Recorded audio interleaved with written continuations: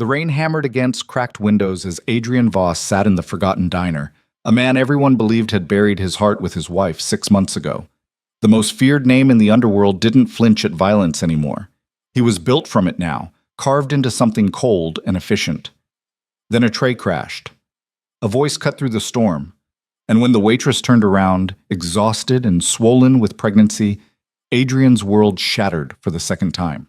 Because standing there, terrified and very much alive, was Alara, the wife he'd mourned, the ghost he'd never stopped loving. If you want to see how this impossible reunion tears through lies, betrayal, and blood, stay until the end.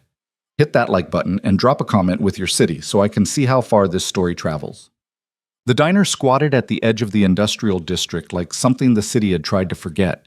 Neon buzzed weakly through the rain, casting sickly pink light across cracked pavement. Inside, the fluorescent tubes flickered with the rhythm of a dying heartbeat. 3 customers hunched over lukewarm coffee. Nobody looked up when the door opened. Adrian Voss stepped inside, water streaming from his black coat. He moved like smoke, quiet, inevitable.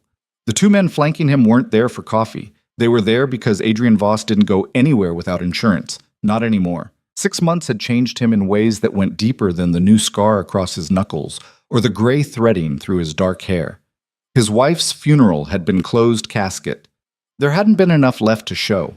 The bomb that ripped through her car had been thorough, professional. Adrian had spent 3 weeks hunting the people responsible. What he'd done to them in those abandoned warehouses would have made most men vomit. It barely registered for him. He slid into a booth near the back, the vinyl cracking under his weight. Marcus would arrive in 15 minutes. They had business, a shipping route that needed adjusting, a politician who'd forgotten which family owned him, the kind of details that kept an empire running. Adrian had learned to focus on the mechanics. If he thought too much about why he was doing any of it, the emptiness opened up like a wound. Coffee? The voice came from his left. He didn't look up. Black. His phone buzzed. A text from Marcus. Running late, 20 minutes. Adrian's jaw tightened. Marcus had been running late a lot recently. 6 months ago, before Alara died, he would have noticed that pattern earlier, would have asked questions. Now he just felt tired. The kitchen door swung open with a metallic shriek. Adrian's bodyguards tensed reflexively, hands moving toward concealed weapons. Just a waitress. Young, maybe mid-20s, moving like someone who'd been on her feet too long. Her uniform hung loose except around her midsection, where it pulled tight over an obviously pregnant belly. She balanced a tray of coffee cups with practiced care, her dark hair falling across her face. The exhaustion was visible in every movement, the slight tremor in her hands, the way she had to pause to steady herself against a table. Adrian watched without really seeing. Pregnant waitresses working dead-end shifts.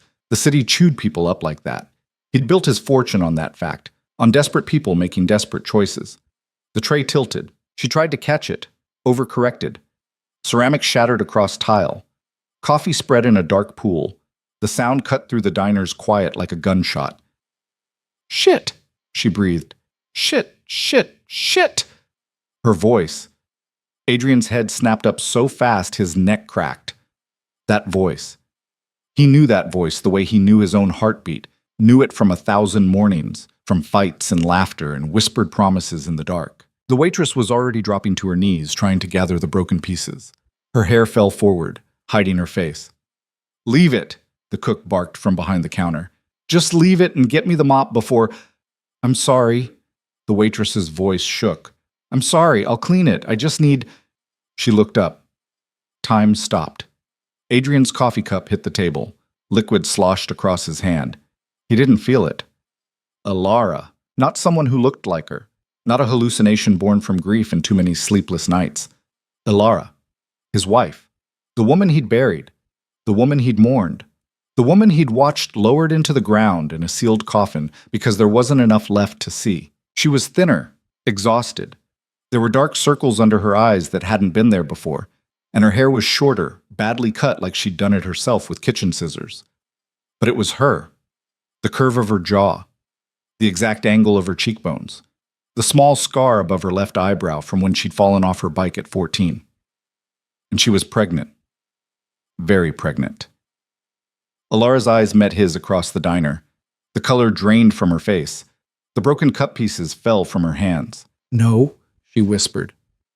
No, no, no.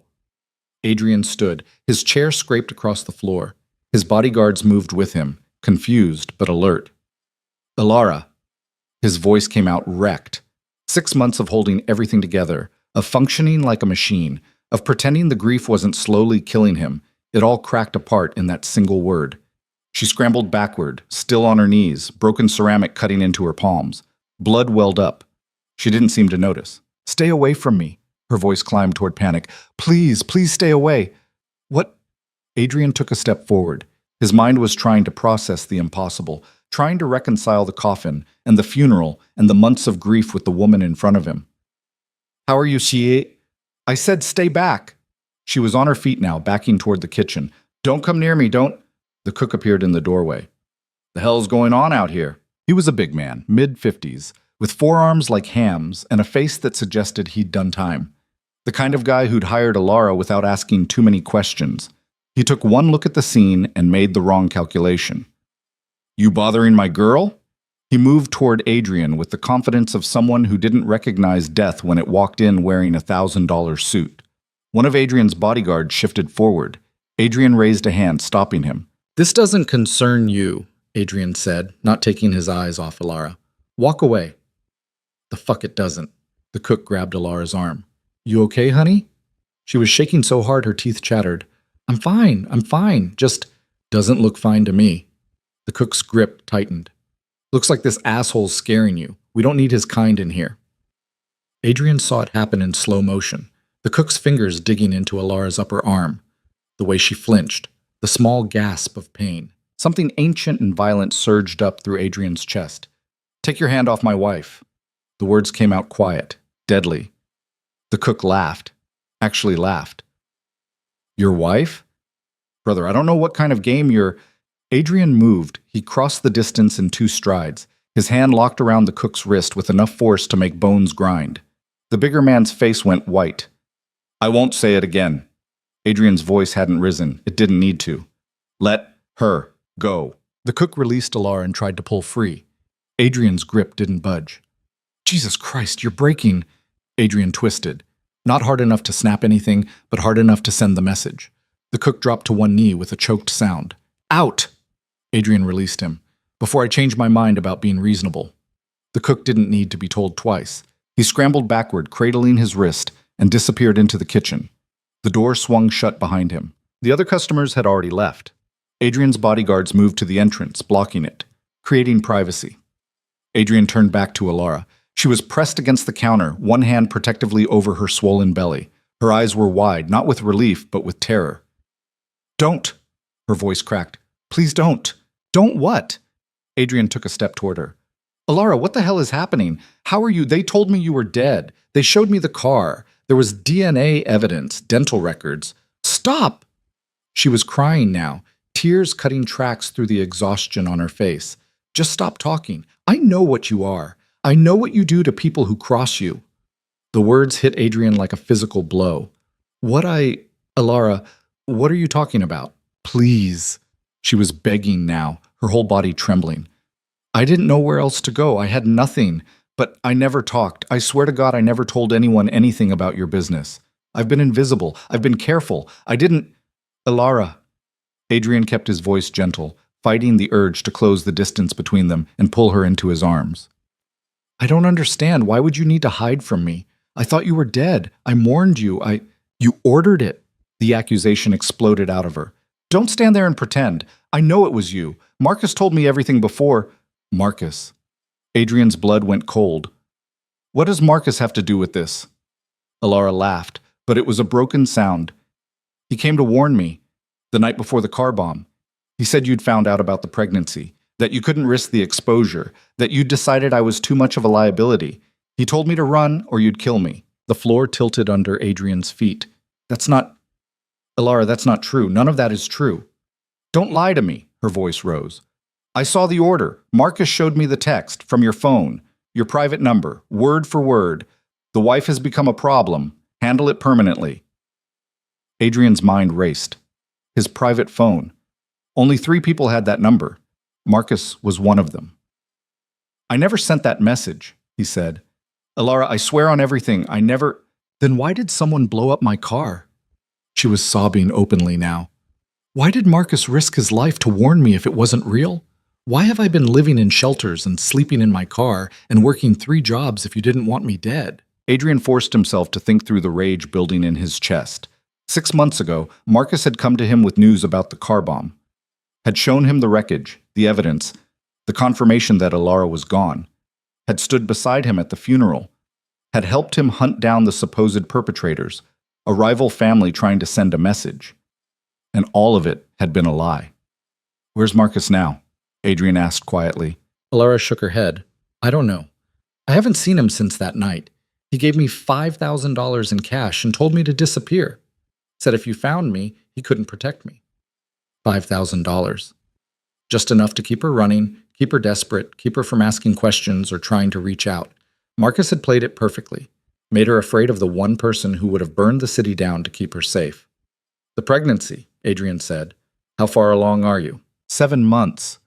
Her hand moved protectively over her belly. I found out a week before everything happened. 7 months. Which meant she'd been pregnant when she disappeared. Which meant, is it mine? The question came out raw. Alara's face crumpled. How can you even ask me that?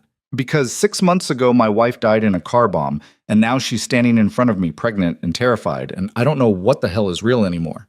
Adrian's control finally cracked. Is it mine? Yes! She was shouting now too. Yes, you bastard! Yes, it's yours.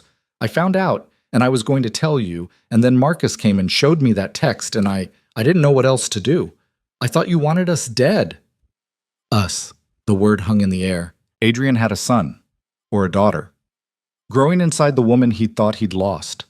The family he'd never known he'd wanted was right here, had been alive this whole time while he'd been... I'm going to kill him, Adrian said quietly. I'm going to kill Marcus Hale. He saved my life, Alara said, but there was uncertainty creeping into her voice now. He warned me when he didn't have to. He lied to you. Adrian pulled out his phone. He lied to both of us. He faked your death, stole 6 months of our lives, and left you pregnant and terrified while He stopped. While he what? While he'd turned into something harder, colder, more efficient. While he'd stripped away anything that made him hesitate or second guess. While he'd become exactly the kind of weapon Marcus needed to expand the organization's reach. The pieces clicked into place with sickening clarity. He needed me angry, Adrian said. Needed me focused on nothing but the business. You made me soft. Made me think about getting out, about building something legitimate. He couldn't have that.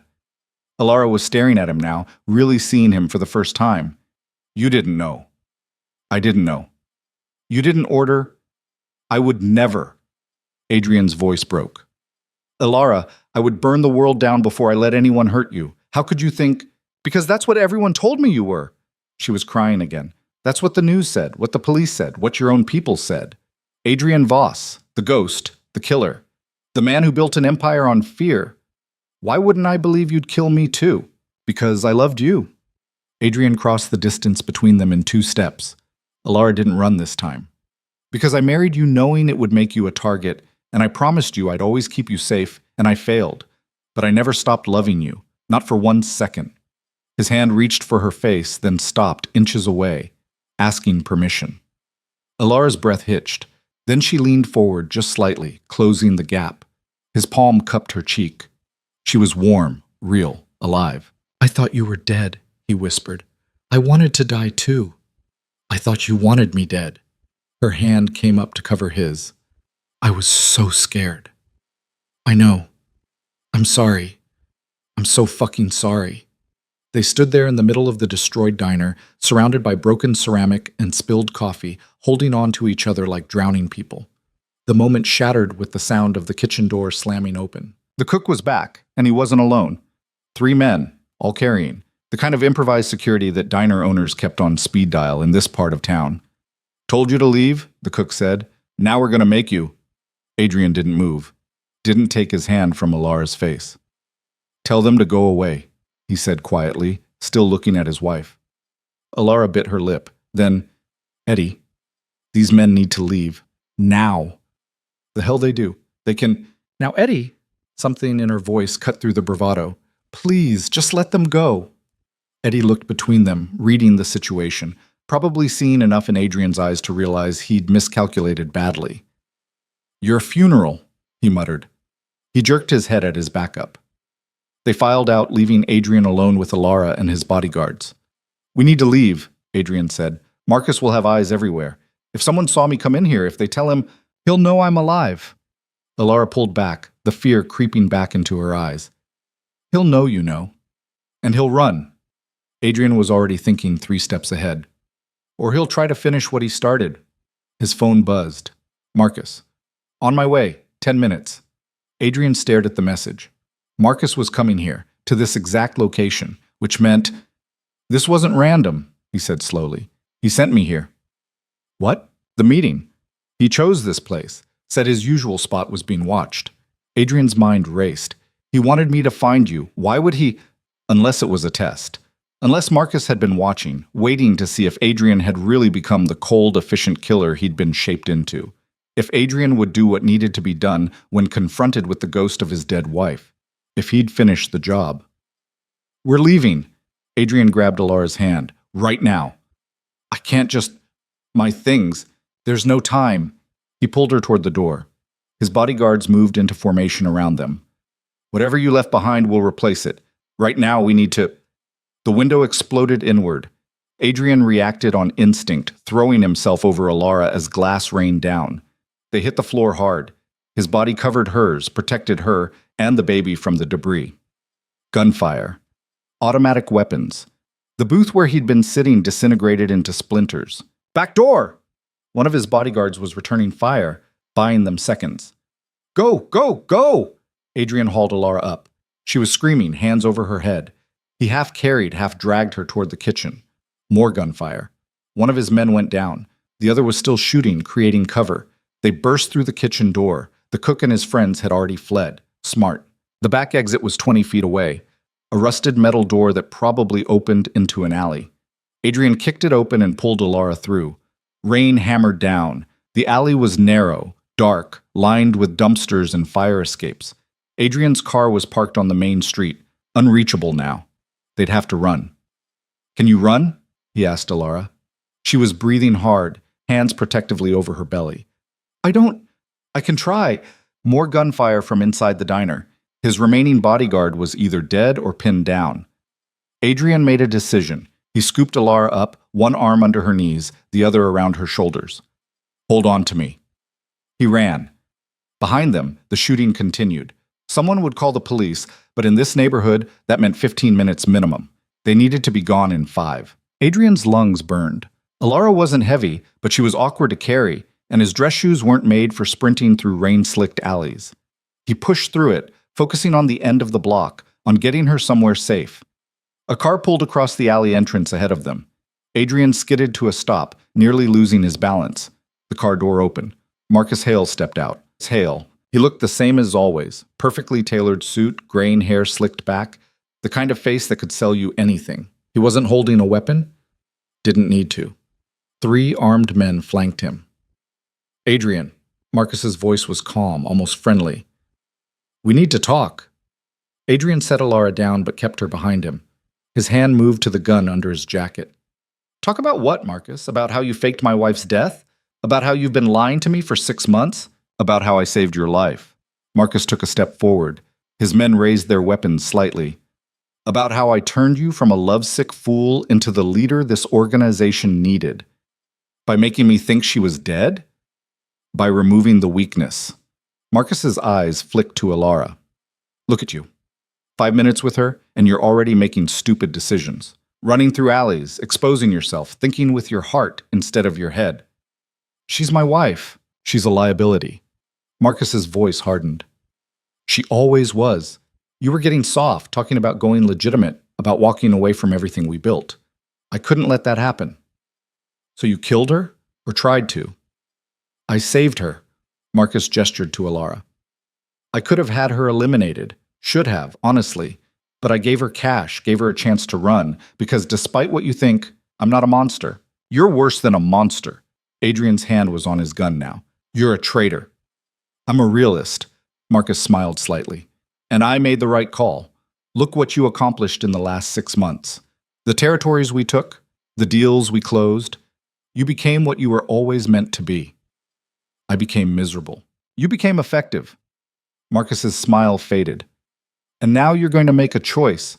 You can walk away with her, try to build some fairy tale life, and watch everything we built crumble. Watch our enemies smell weakness and tear us apart. He paused. Or you can finish what I started. You can put a bullet in her right now, prove you're still the man I made you into, and we'll continue building this empire together. The rain pounded down. Somewhere in the distance, sirens wailed. Alara's hand found Adrian's, squeezed tight. You're insane, Adrian said quietly. You actually think I think you're smart enough to do the math.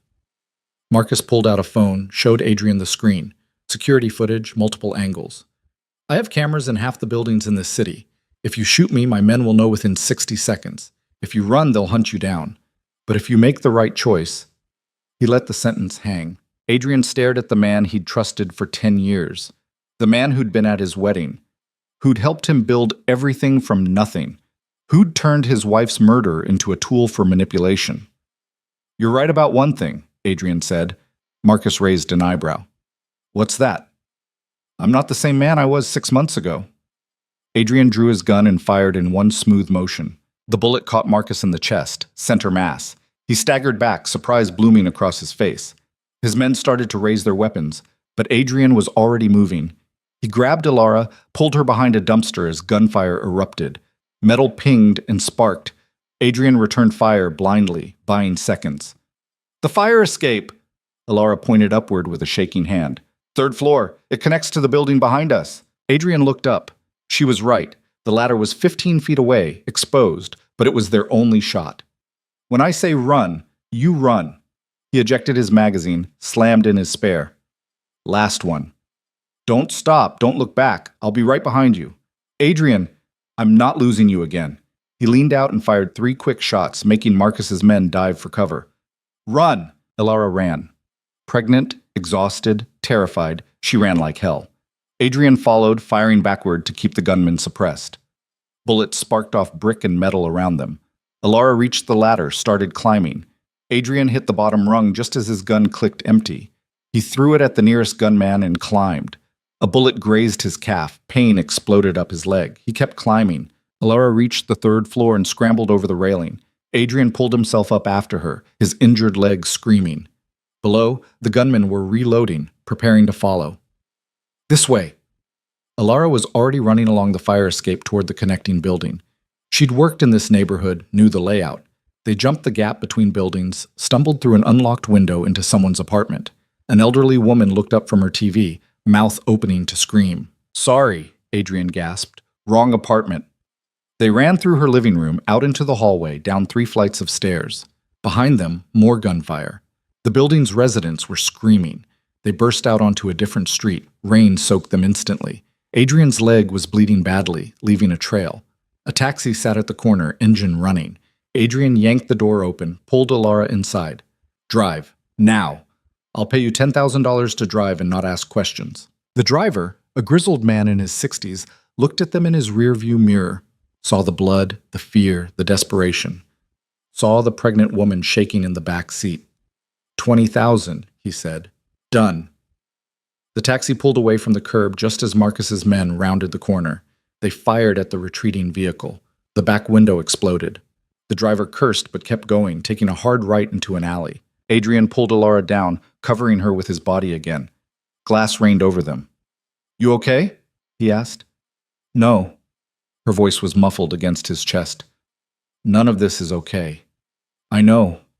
He held her tighter. I know. The taxi careened through the city, taking random turns, losing any possible tail. After 15 minutes, the driver finally spoke. Where to? Adrian thought fast. His penthouse was compromised. His safe houses might be too. Marcus had been his second-in-command for a decade. He knew everything. Almost everything. The old steel mill, Adrian said. North Industrial District. That's condemned. I own it. The driver shrugged and changed direction. Adrian pulled out his phone. His personal one. Not the business line Marcus had been monitoring. He sent 3 texts to people he trusted, people Marcus didn't know about. Then he turned to Alara. She was crying silently, one hand on her belly, the other gripping the door handle like it was the only thing keeping her tethered to reality. "Hey," Adrian touched her face gently. "Look at me." She did. Her eyes were red, terrified. "I'm going to keep you safe," he said. "Both of you. I promise." "You promised that before." Her voice broke. "Look how that turned out." He couldn't argue with that. "I know. I failed you. But I'm not failing you again. Marcus is—" He stopped. "Is Marcus dead?" "I don't think so." The driver spoke up. "Saw him on the ground, but he was moving. Your aim was off. Or the bulletproof vest had caught it. Marcus was paranoid. Of course he wore protection, which meant he was alive, which meant he'd be coming." "How long until we're there?" Adrian asked. 10 minutes. 10 minutes to figure out how to fight a war while protecting a pregnant woman who'd been living on the streets for 6 months. 10 minutes to plan how to dismantle an organization he'd spent a decade building, because now every person in it was potentially Marcus's weapon. 10 minutes to figure out how to be a husband again to a wife who barely knew him anymore. Alara's hand found his, squeezed. "I'm scared," she whispered. "Me too," Adrian admitted. It was the most honest thing he'd said in 6 months. The taxi pulled into the abandoned steel mill's lot. The building loomed against the night sky, a skeleton of rust and concrete. Adrian paid the driver in cash from his emergency stash, added an extra $5,000 for the broken window. The man counted it, looked at Alara, looked at Adrian. "You two take care of that baby, hear me?" "We will," Adrian said. They got out. The taxi disappeared into the rain. Adrian led Alara through a gap in the fence into the building. Inside, it smelled like decay and old metal, but it was dry and it was secure. He'd bought this place 3 years ago under a shell company Marcus didn't know about, a backup plan for a backup plan. "There's a clean room upstairs," Adrian said. "I keep supplies, cash, weapons. We'll be safe here tonight." Alara followed him up rusted stairs, her breathing labored. The pregnancy was wearing on her. She needed rest, needed medical attention, needed things Adrian couldn't provide in an abandoned factory. The safe room was exactly as he'd left it. Climate-controlled, stocked with MREs and water, a cot in the corner. Not comfortable, but functional. Alara sank onto the cot immediately.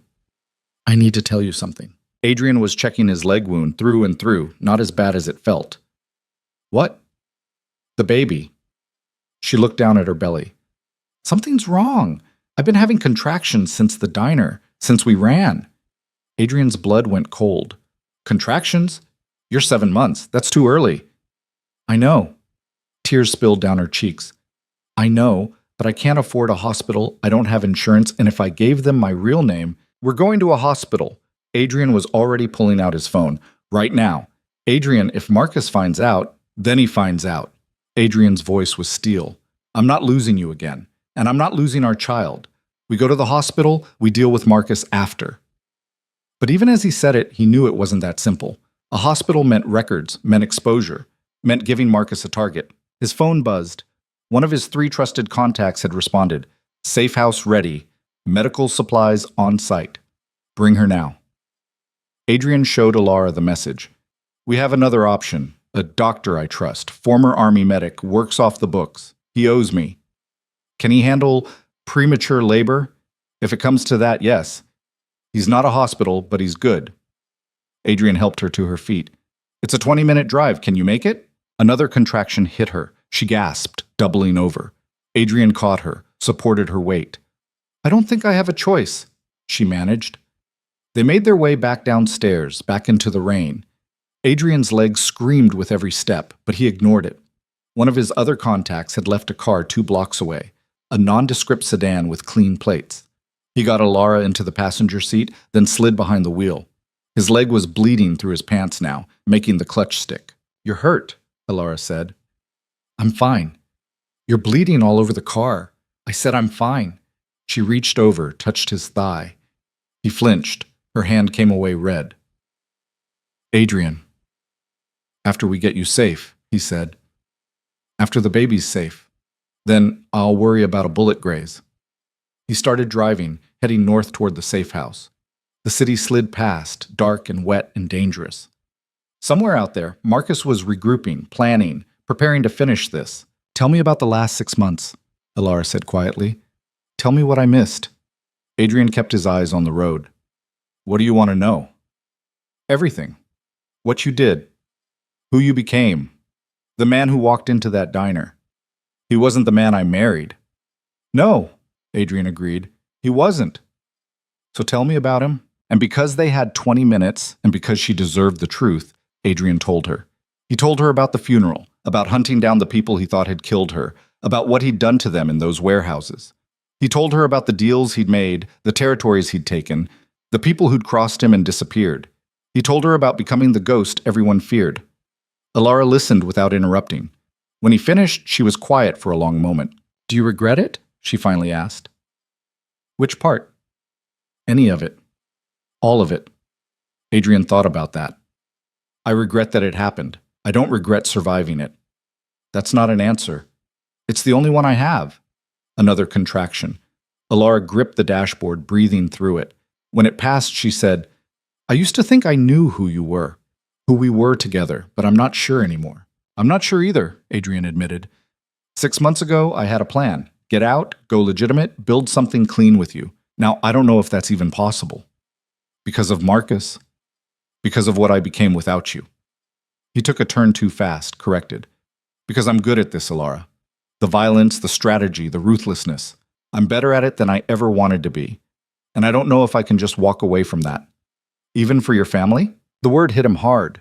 Family. A concept that had died with her, that was suddenly, impossibly alive again. I don't know, he said honestly. They drove in silence after that. The safe house appeared ahead, a warehouse converted into lofts, unremarkable from the outside. Adrian pulled into the underground garage, killed the engine. Dr. Raymond Chen was waiting by the elevator. 60 years old, calm eyes, hands that had stitched up more bullet wounds than Adrian could count. Bring her, he said. Adrian helped Alara out of the car. She could barely walk now, the contractions coming faster. Chen took one look at her and his expression tightened. How far along? 7 months. Contractions? Every 5 minutes. Get her upstairs, now. They rode the elevator to the 3rd floor. The loft was sterile, equipped like a field hospital. Chen had clearly been expecting this. He got Alara onto an exam table, started checking vitals. Adrian stood back, useless, his leg bleeding and his mind racing. The baby's in distress, Chen said after a moment. Heart rates elevated. She needs to deliver soon or we risk complications. Can you do it here? Adrian asked. Chen looked at him. I can try, but if something goes wrong, nothing goes wrong. Adrian, I'm good, but I'm not a miracle worker. If the baby's lungs aren't developed, if there are complications with the placenta, can you do it or not? Chen's jaw tightened. I can do it, but you need to understand the risks. Adrian looked at Alara. She was pale, shaking, terrified, but she nodded. Do it, she said. Please. Chen started prepping. Adrian moved to Alara's side, took her hand. I'm right here, he said. I'm not going anywhere. Promise me something. Her grip was crushing. If it comes down to choosing, it won't. Adrian, promise me. If you have to choose between me and the baby, I'm not making that choice. You're both making it through this. Another contraction. She screamed. Chen was setting up equipment, moving with practiced efficiency. I need you to stay calm, he told Alara. I need you to breathe through the contractions. Can you do that? She nodded, tears streaming down her face. Adrian, Chen gestured to the corner. I need you to clean and dress that leg. You're no good to her if you pass out from blood loss. Adrian didn't want to leave her side, but Chen was right. He moved to the medical supplies, found bandages and antiseptic. The bullet had gone clean through his calf muscle. Painful, but not fatal. He cleaned it, packed it, wrapped it tight. By the time he was done, Alara was fully in labor. The next hour was the longest of Adrian's life. He held Alara's hand while she screamed and pushed. Chen worked with steady focus, monitoring both her and the baby. At one point, the baby's heart rate dropped dangerously low, and Chen had to make a call about whether to do an emergency C-section. No time, he decided. She's crowning. We push through. And they did. Alara pushed with everything she had left, tears and sweat and blood, while Adrian whispered encouragement and Chen guided the delivery.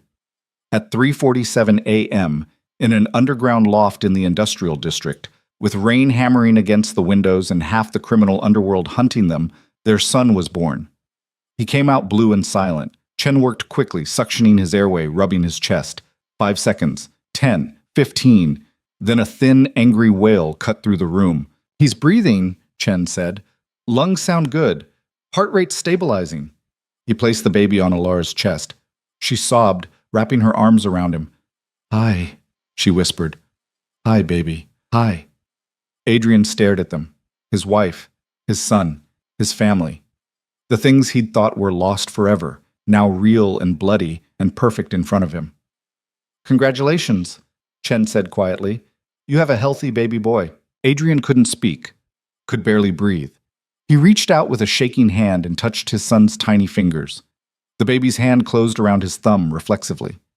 He's beautiful, Alara said. She looked up at Adrian with red-rimmed eyes. He has your nose. Poor kid, Adrian managed. She laughed. Exhausted, broken, but real. We need to name him. We have time. No. She was firm. We name him now. In case we don't get another chance. Adrian understood. In case Marcus found them. In case this moment was all they got. What do you want to call him? He asked. Alara looked down at their son. Something strong. Something that means he survived. They sat with it for a moment. The baby made small sounds, adjusting to the world. Phoenix, Adrian said. It means rebirth from ashes. Alara's eyes filled with fresh tears. Phoenix, yes. Chen cleared his throat. I hate to interrupt, but we need to talk about next steps. The baby's premature but stable. Your wife needs rest and monitoring. You need to stay here at least 48 hours before you even think about moving them. Marcus will find us before then. Then you need a plan. Adrian looked at his family, his wife holding their newborn son, both of them exhausted and vulnerable and dependent on him to keep them safe. The rage that had been building since the diner crystallized into something cold and focused. I have a plan, he said. The plan was simple, brutal, but simple. While Alara and Phoenix rested, Adrian made calls. Not to his usual network, Marcus had compromised that. To the people Marcus didn't know about. The off-the-books contacts. The ones who owed Adrian blood debts instead of money. By dawn, he had a team assembled. 6 men, all specialists, all loyal to him personally rather than the organization. Marcus Hale has betrayed me, Adrian told them via secure video call. He faked my wife's death, manipulated me for 6 months, and tried to have her killed tonight. I want him found. I want to know every location he uses, every person he trusts, every move he makes. And then? One of the men asked. And then I'm going to end him. But first he needed to send a message. Something that would make Marcus react emotionally instead of strategically. Something that would draw him out. Adrian made one more call. To a reporter he'd paid off years ago. I have a story for you, he said, about Adrian Voss and his wife who came back from the dead. The story broke online within 2 hours. Photos of Alara, current ones that Adrian provided, showing her alive and clearly pregnant. A statement from Adrian declaring that his wife had been found alive after months of being held captive by traitors within his own organization. A promise that justice would be served. It was a calculated risk. It put a target on Alara's back, but it also made her a public figure. Harder to make disappear. And more importantly, it would enrage Marcus, make him sloppy. Adrian watched the story spread across news sites and social media. Within 3 hours, it had gone viral. The ghost of the underworld's wife returned from the grave. His phone started ringing. Allies. Enemies. People wanting confirmation, wanting to exploit the situation, wanting to pick sides in what was clearly about to become a war. Adrian ignored all of them except one number. You've made a mistake. Marcus's voice was tight with barely controlled fury. Have I? Adrian kept his voice calm. I just told the truth. You've exposed us. Exposed the organization. Do you have any idea what kind of attention this brings? I know exactly what it brings. It brings every eye in the city watching you. Makes it harder for you to operate. Harder for you to make people disappear. You think you're clever. Marcus's voice dropped. You think you've won, but you've just painted a target on your entire family. Come and take your shot then. I'll be waiting. Adrian hung up. Alara was awake, nursing Phoenix. She looked exhausted, but the color had returned to her face. I saw the news, she said quietly. Are you angry? I don't know what I am. She adjusted the baby. You used us as bait. I used us as shields. There's a difference. Is there? Adrian sat on the edge of the bed. Marcus operates in shadows. I brought everything into the light. Now he can't touch you without every law enforcement agency in the city asking questions. And what about you? I'm already a target, have been for years. Phoenix made a small sound. Alara soothed him automatically. The gesture was so natural, so maternal, that it made Adrian's chest ache. I missed 6 months of this, he said. 6 months of you being pregnant, doctor's appointments, ultrasounds, feeling him kick. Marcus took that from us. I know. I can't get that back. I know. She looked up at him. So what happens now? Now we wait for him to make his move, and when he does, the window exploded. Adrian threw himself over Alara and the baby as glass rained down. Gunfire erupted. Chen dove for cover. Adrian's security team returned fire from positions around the loft. It was a full assault. Marcus had found them faster than Adrian had anticipated. The man had resources, had people, had been planning this for longer than Adrian realized. Stay down, Adrian shouted. He pulled Alara and Phoenix off the bed, got them behind the heavy medical equipment. Don't move! He grabbed a gun from Chen's emergency stash and moved to a window. 3 cars outside, armed men advancing. Professional, coordinated. This wasn't Marcus's usual crew. He'd brought in outside contractors, which meant he was serious about ending this tonight. Adrian's phone buzzed, a text from one of his men. Back entrance compromised. They have the building surrounded. They were trapped. Adrian looked back at Alara, clutching Phoenix to her chest, both of them terrified. Looked at Chen, an old man who'd saved lives and didn't deserve to die in a gang war. Looked at his security team, good men who'd followed him into hell. Then he looked at the medical supplies Chen had brought, at the propane tanks for the backup generator, at the structure of the loft itself, old, wooden, a fire trap waiting to happen.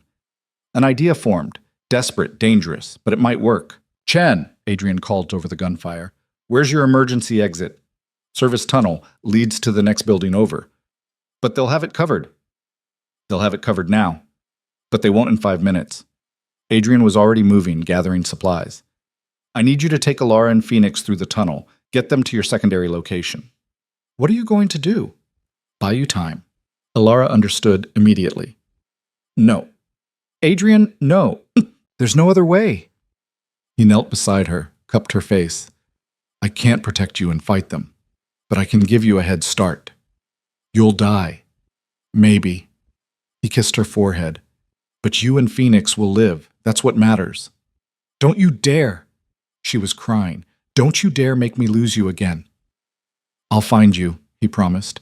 No matter what happens here, I'll find you, but you need to go now. Chen was already gathering essentials, preparing to move. Adrian's men were falling back, conserving ammunition. There's an account, Adrian said. He pulled out his phone, showed Alara numbers. Offshore, clean, 50 million. Passcode is Phoenix's birthday. Adrian, take it. Build a life. If I don't make it, stop talking like that. If I don't make it, he continued, promise me you'll give Phoenix a real childhood. Not this. Not the life I lived. She was sobbing now, holding their son with one hand and gripping Adrian's shirt with the other. I can't do this without you. You can. You did for 6 months. He gently pried her fingers loose. Now go. Chen helped her up. She was still weak from the delivery, moving slowly. Adrian's heart broke watching her, but he forced himself to turn away. He had work to do. Once they were in the tunnel, Adrian gathered his men. Everyone out. Follow them. Protect them with your lives. What about you, boss? I'm redecorating. They understood. Started filing into the tunnel. Adrian waited until they were gone, then got to work. He opened all the propane tanks, let the gas fill the space. Piled medical supplies soaked in alcohol near strategic points. Set timers on his phone. The attacking force was being cautious now, maybe sensing a trap. They were right to be worried. Adrian made his way to the service tunnel, but he didn't run. He walked, bleeding and limping, leaving a clear trail, making sure Marcus's people saw him retreat. They followed. Of course they did. Adrian reached the end of the tunnel just as his phone alarm went off. He pressed the detonator. The explosion was massive. The entire loft went up, propane and alcohol and old wood creating an inferno. The shockwave knocked Adrian off his feet. Behind him, the tunnel entrance collapsed. Screams echoed as Marcus's assault team was caught in the blast. Not all of them. Some would make it out, but enough would die to make Marcus reconsider his approach. Adrian picked himself up and kept moving through the darkness, following the path Chen had taken. His ears were ringing, his leg was screaming, but Alara and Phoenix were alive, and that was all that mattered. He emerged in an adjacent building's basement. Chen was waiting with a car. "Your family's safe," the doctor said. "Took them to location 3. You should get in." "I'm not going there yet." Adrian was already pulling out his phone. "I need to end this tonight." "You can barely walk." "I've walked through worse." He made a call. One of his remaining loyal contacts answered on the first ring. "Tell me you found him," Adrian said. "We found him. He's at the old textile factory, your old territory. He's making a stand." Of course, Marcus would choose familiar ground, the place where he and Adrian had started building the organization. Symbolic. "How many men?" 20, maybe 25. Against Adrian alone, bad odds, terrible odds. "Good," Adrian said. "Send me the coordinates." He hung up and looked at Chen. "I need more ammunition, and something for the pain." "Adrian, you're in no condition. Marcus put a gun to my family. He doesn't get to walk away from that." Chen stared at him for a long moment. Then he opened the car's trunk and pulled out a black bag. Inside, guns, ammunition, medical supplies, and a syringe. "Local anesthetic," Chen said. "Will kill the pain in your leg for about 2 hours. After that, you'll crash hard." 2 hours is all I need." Chen injected the leg. Almost immediately, the pain faded. Adrian tested his weight. Better. Not good, but functional. He loaded weapons, checked magazines, became the ghost again. "Tell Alara I love her," he said. "Tell her I'm sorry for all of this. Tell her yourself when you survive." "If I survive." "When?" Chen's voice was firm. "You have a son now. You don't get to die." Adrian smiled grimly. "I'll do my best." He took the car and drove toward the textile factory, toward Marcus, toward the end of everything. The rain had stopped. Dawn was breaking over the city, pale and cold. Adrian's phone buzzed one last time. A message from Alara. "Come back to us. Please." Below it, a photo. Her holding Phoenix, both of them safe in Chen's secondary location. Adrian saved the image. Then he checked his guns one more time and kept driving toward the war that was waiting for him. But that was a fight for another morning. For now, he had given his family a chance, had bought them time, had proven that the ghost could still bleed, could still feel, could still love. It would have to be enough. The textile factory rose from the industrial wasteland like a monument to decay. Adrian pulled the car into an alley 3 blocks away, killed the engine, and sat in the silence that followed. His hands were steady on the steering wheel. That was good. Steady hands meant the anesthetic was working, meant his body hadn't realized yet how badly damaged it was. He checked his weapons one more time. 2 handguns, spare magazines, a tactical knife strapped to his ankle.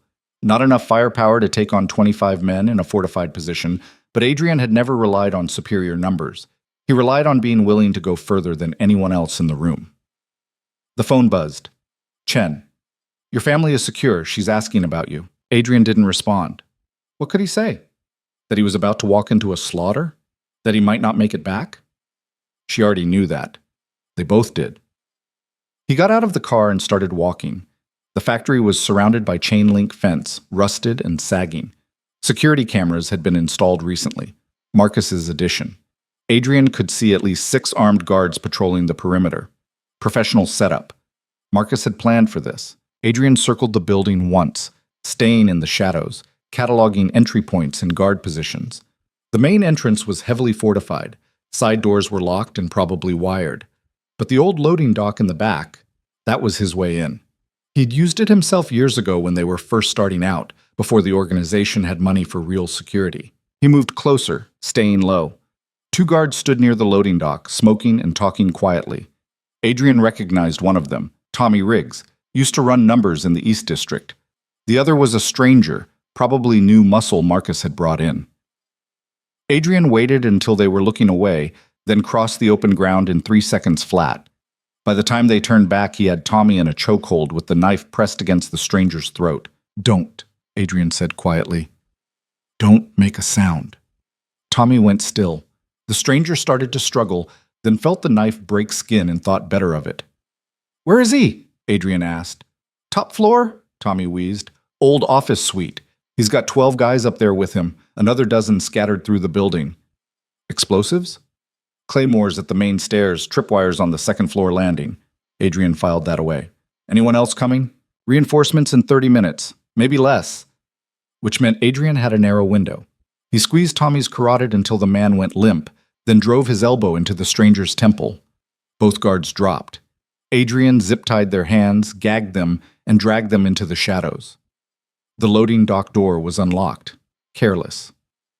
Marcus was getting arrogant, relying too much on his numbers. Adrian slipped inside and let his eyes adjust to the darkness. The factory floor was exactly as he remembered, vast and empty, support columns rising to a ceiling lost in shadow. Moonlight filtered through broken windows, creating patches of light and dark. Adrian moved through it like a ghost, his footsteps silent on concrete. He found the service stairs in the northeast corner. No guards, no cameras. Marcus had focused his security on the main routes, forgetting that Adrian knew this building as well as he did.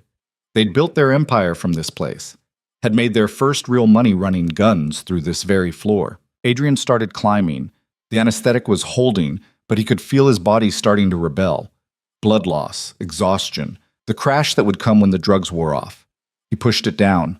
Just needed to last another hour. The second floor was darker, more enclosed. Storage rooms and administrative offices, most of them stripped bare. Adrian moved carefully, watching for the tripwires Tommy had mentioned. He found the first one stretched across a doorway, attached to what looked like a homemade explosive. Crude, but effective. He stepped over it and kept moving. Voices ahead.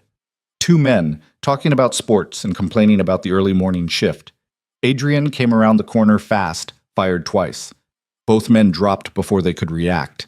He dragged their bodies into a storage closet and took their radio. "Delta Team, report," a voice crackled through. Adrian waited. The voice repeated the request, more urgent this time. He just started a timer.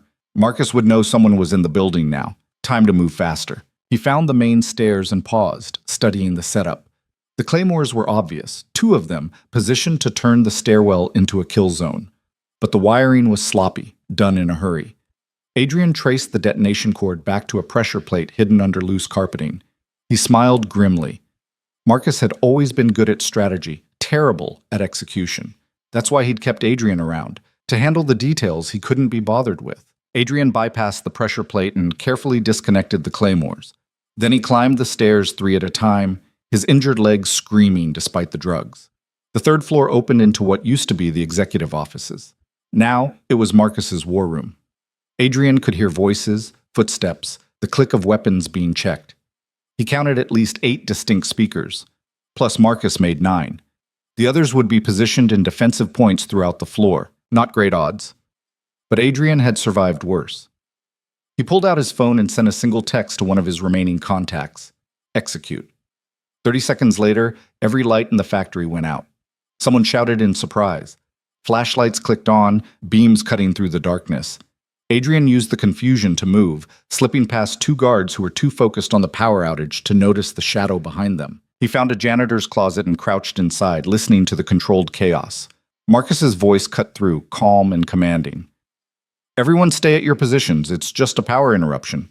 "Could be Voss," another voice said. If it's Voss, he's already dead. He's 1 man against 20 of us." He took out Delta Team. "Then we're down to 18. Still good odds." Marcus sounded almost amused. "Spread out, overlapping fields of fire. He has to come through one of the main corridors. When he does, we end this." Adrian listened to them repositioning, creating a defensive perimeter. It was textbook tactics, which meant it was predictable. He moved again, this time heading away from the main offices. There was an old ventilation shaft in the northwest corner, too small for most men, but Adrian had always been lean. He pried open the grate and squeezed inside. The shaft ran parallel to the executive suite, with vents looking down into the offices. Adrian crawled through rust and dust, his elbows scraping metal, until he was directly above Marcus's position. Through the vent slats, he could see his former lieutenant sitting at an old desk, bathed in battery-powered lamplight. Marcus was on his phone, speaking quietly. "Needs to be clean. No connection to me. If the authorities start asking questions, I was never here." A pause, while whoever was on the other end responded. "I don't care about the cost. Adrian Voss dies tonight, and his wife and child disappear, permanently this time." Marcus's voice hardened. "I won't make the same mistake twice." Adrian's hands tightened on his gun, his wife, his child. Marcus was still planning to kill them, even after everything that had happened tonight. The story's already all over the news, Marcus continued. We need to move fast before the authorities get too interested. I have a cleanup crew standing by. Once Voss is handled, they'll take care of the rest. More listening. Yes, I understand the complications, but I didn't build this organization by being cautious. Sometimes you have to take risks. A cold laugh. Besides, with Adrian gone, there's no one left who can challenge my authority. The Empire becomes mine, completely. Adrian lined up his shot through the vent, one bullet, center mass. It would be over in a second. His finger touched the trigger, then stopped. Because killing Marcus quickly wouldn't be enough. Wouldn't make him pay for 6 months of grief, for Alara's terror, for the hours she'd spent in labor believing her husband wanted her dead. A quick death was too merciful. Adrian wanted Marcus to suffer. He pulled back from the vent and kept crawling, found an access panel that led to a maintenance catwalk suspended from the ceiling. He dropped down onto it carefully, the metal creaking under his weight. One of Marcus's men heard it. What was that? Probably rats, another responded. This whole building's infested. Adrian moved along the catwalk until he was positioned above the main corridor. Then he pulled out his phone and made a call. The phone in Marcus's office started ringing. Don't answer it, someone said. It's my private line. Only 3 people have this number. Marcus picked up. Yes? 2 of those people are dead, Adrian's voice came through. Guess that narrows it down. Marcus went very still. Around him, his men raised their weapons, scanning the darkness. Adrian, I was starting to think you'd chickened out. Interesting choice of words from a man who's been hiding behind his soldiers all night. I'm not hiding. I'm being strategic. Unlike you, charging in here like some action movie hero. Marcus leaned back in his chair. How's the leg, by the way? Looked like a nasty wound. I've had worse. I'm sure you have. 6 months ago, you took a crowbar to the knees of the man who supposedly killed your wife. Broke both his legs in 14 places. That was creative. Adrian's jaw tightened. He deserved it. He was innocent. I set him up. Gave you a target so you'd have somewhere to channel all that grief. Marcus smiled. Worked beautifully, didn't it? You became exactly what I needed you to be. A monster. A leader. There's a difference. Marcus stood up, started pacing. You were always too soft, Adrian. Always worried about civilians, about collateral damage, about doing the right thing. That kind of thinking has no place in our world.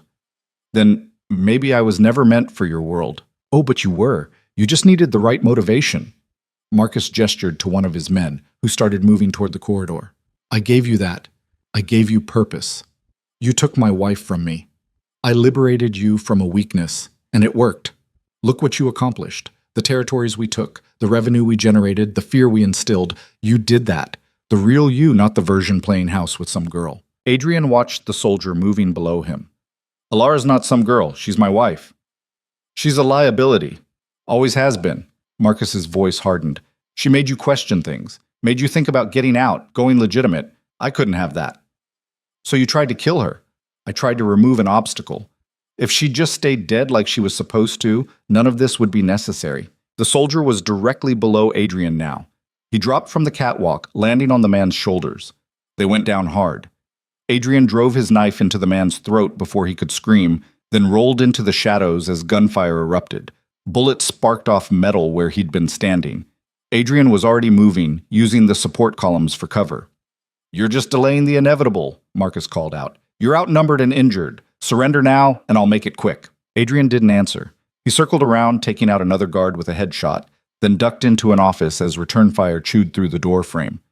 Did you really think you could win this? Marcus continued. You taught me everything I know about tactics. I know how you think. Adrian checked his ammunition, running low. He needed to change the dynamic, force Marcus off balance. He pulled out the radio he'd taken earlier and keyed it to broadcast. Everyone hear this? Marcus is planning to cut your pay after tonight. Told his contact on the phone that he's bringing in cheaper muscle. Silence. Then confused murmuring from the guards. Don't listen to him, Marcus snapped. He's trying to divide us. He's also planning to pin everything on you if the cops come asking questions. I heard him say it. You're all expendable. More murmuring, louder now. Trust was a fragile thing in their world. Adrian had just introduced doubt. Anyone who kills Adrian gets $1 million bonus, Marcus announced. Cash tonight, no questions. That would work too. Money talked louder than doubt. Adrian moved again, heading deeper into the office complex. He needed a better position, somewhere he could control the engagement. Found a corner office with windows on two sides and a single entrance. Not ideal, but defensible. He overturned a desk for cover and waited. They came in a rush. 3 men, weapons raised. Adrian fired twice, dropped 2 of them. The third got off a shot that splintered wood inches from Adrian's head before Adrian's return fire caught him in the chest. Silence fell again. 17 left, Adrian called out. Any of them want to walk away while they still can? No answer. Loyalty's expensive, Marcus. How much are you paying these guys to die for you? More than you ever paid me. Marcus's voice was closer now, moving through the floor. You always were cheap with the bonuses. Adrian reloaded, his hands moving automatically despite the exhaustion creeping in. The anesthetic was starting to fade.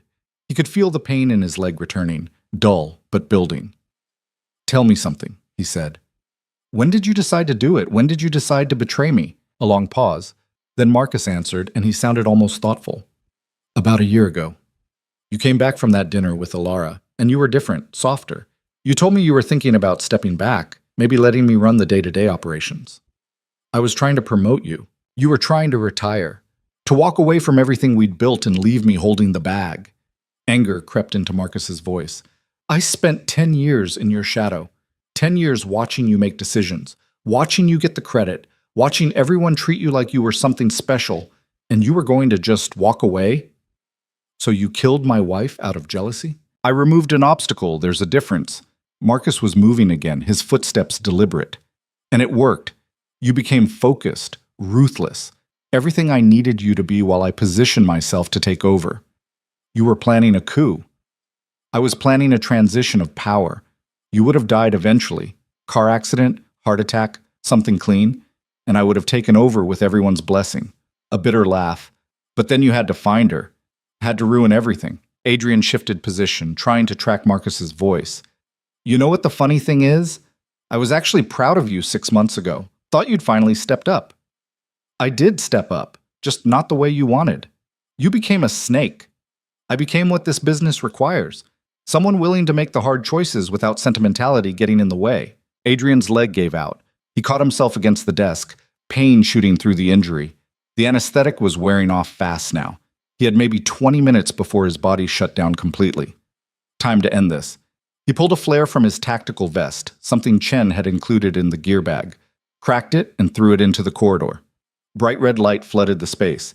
Marcus's men reacted instinctively, turning toward the sudden illumination. Adrian moved in the opposite direction, slipping through a connecting office, came up behind 2 guards and took them both down with his knife. Quiet. Efficient. 15 left. He kept moving, using the flare's distraction to reposition, found a supply closet with a clear sightline to the main corridor, settled in, and waited. Marcus's voice crackled through the radio. Stop playing games, Adrian. This only ends one way. You're right. Adrian keyed the radio. Question is, which one of us is walking out of here? I am. Because I have backup coming. Because I have resources. Because I planned for this. You planned for a lot of things, but you missed one detail. What's that? You're not as smart as you think you are. Adrian dropped the radio and focused on breathing through the pain. His leg was on fire now, each heartbeat sending fresh agony through the wound. Blood was seeping through the bandage, leaving a trail. 2 guards moved past the closet. Adrian let them go, conserving strength, picking his moments. His phone buzzed. Chen, your vitals are dropping, heart rate erratic, you need medical attention. Adrian had forgotten about the tracker Chen had slipped into his vest, probably monitoring him remotely, watching him fall apart in real time. He texted back one-handed.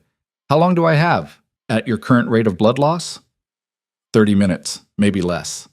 Adrian looked at his watch. Reinforcements would arrive in 15, which meant he needed to finish this in 10. He emerged from the closet and started moving toward Marcus's position.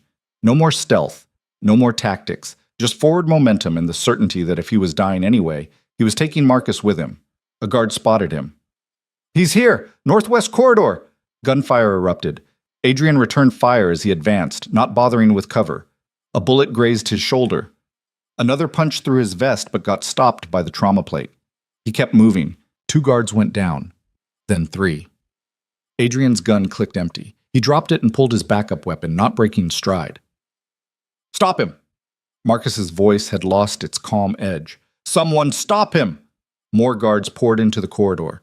Adrian shot the first 2, then the third caught him with a round to the ribs. He felt something crack, probably broken. Didn't matter. He was close now. Could see Marcus through the doorway ahead, backing up, reaching for his own weapon. Adrian crashed through the door just as Marcus raised his gun. They fired simultaneously. Marcus's shot went wide. Adrian's caught him in the shoulder, spinning him around. Marcus hit the floor hard. His gun skittered away. Adrian advanced, his vision starting to tunnel from blood loss. "Adrian, wait." Marcus held up a hand. "Wait, we can talk about this." "We're done talking. I can give you information. Names, locations, offshore accounts, everything you need to rebuild." Adrian stood over him, gun pointed at Marcus's head. His hand was shaking now. Blood dripped from his wounds onto the floor. "You took 6 months from me," Adrian said quietly. 6 months I could have spent with my wife, with my unborn son. You made me into something I hate, made her live in terror, made her think I wanted her dead. I made you strong. You made me miserable." Adrian's finger tightened on the trigger. "And now you're going to pay for it. If you kill me, the organization tears itself apart. Everyone I've positioned, everyone loyal to me, they'll come after you, after your family. Let them try. Adrian, think about this. Think about your wife, your son. They need you alive. They need you. Don't!" Adrian's voice cracked. "Don't you dare talk about my family. You lost that right when you tried to kill them." Marcus's eyes hardened. The pleading facade dropped away, replaced by cold calculation. "You won't do it. You're too soft. That's always been your problem." "Maybe 6 months ago." Adrian's hand steadied. "But you fixed that, remember? You made me into exactly what you needed." Realization dawned in Marcus's eyes. "Adrian." The gunshot was deafening in the enclosed space. Marcus's body went limp. Blood pooled beneath him. Adrian stood there for a long moment, watching the life fade from the man who'd been his right hand, his trusted lieutenant, his friend. Then his leg gave out completely. Adrian collapsed beside Marcus's corpse, his gun clattering away. The remaining guards burst into the room, weapons raised, but they stopped when they saw the scene. Adrian bleeding out, Marcus dead, the empire they'd both built now leaderless. One of the guards stepped forward. Rodriguez had been with them for 8 years. "Boss, you need a medic." "I need you to stand down," Adrian managed. "All of you. It's over. We can get you to a hospital." "No hospitals. No doctors." Adrian pulled out his phone with shaking hands. "Just give me 5 minutes." Rodriguez hesitated, then nodded to the others. They lowered their weapons. Adrian called Chen. "I need an extraction. Textile factory, top floor. Your vitals are critical. You might not have... Just get here." He hung up and looked at Rodriguez. "Marcus was planning to cut you loose, all of you. Had a cleanup crew ready to eliminate anyone who could connect him to what happened tonight." Rodriguez exchanged glances with the other guards. "Is that true?" "Check his phone, recent calls. You'll see." Adrian coughed, tasted blood. "He used all of us, made us into weapons and planned to throw us away when we were no longer useful." One of the guards picked up Marcus's phone, scrolled through the calls. His face went pale. "He's right. There's texts here about a cleanup operation. Names, locations. Christ, we're all on the list." The men started murmuring, anger replacing loyalty. Adrian had seen this before. Once trust broke in their world, it shattered completely. "So what now?" Rodriguez asked. "You're in charge?" Adrian laughed, which turned into another coughing fit. "I'm dying. Not really leadership material." "Then who?" "No one. The organization's done. Marcus poisoned it, turned it into something that needs to die." Adrian looked at each of them. "You want my advice? Take what you can carry and disappear. Find new lives. Be better than we were. Just walk away? Best decision I never got to make."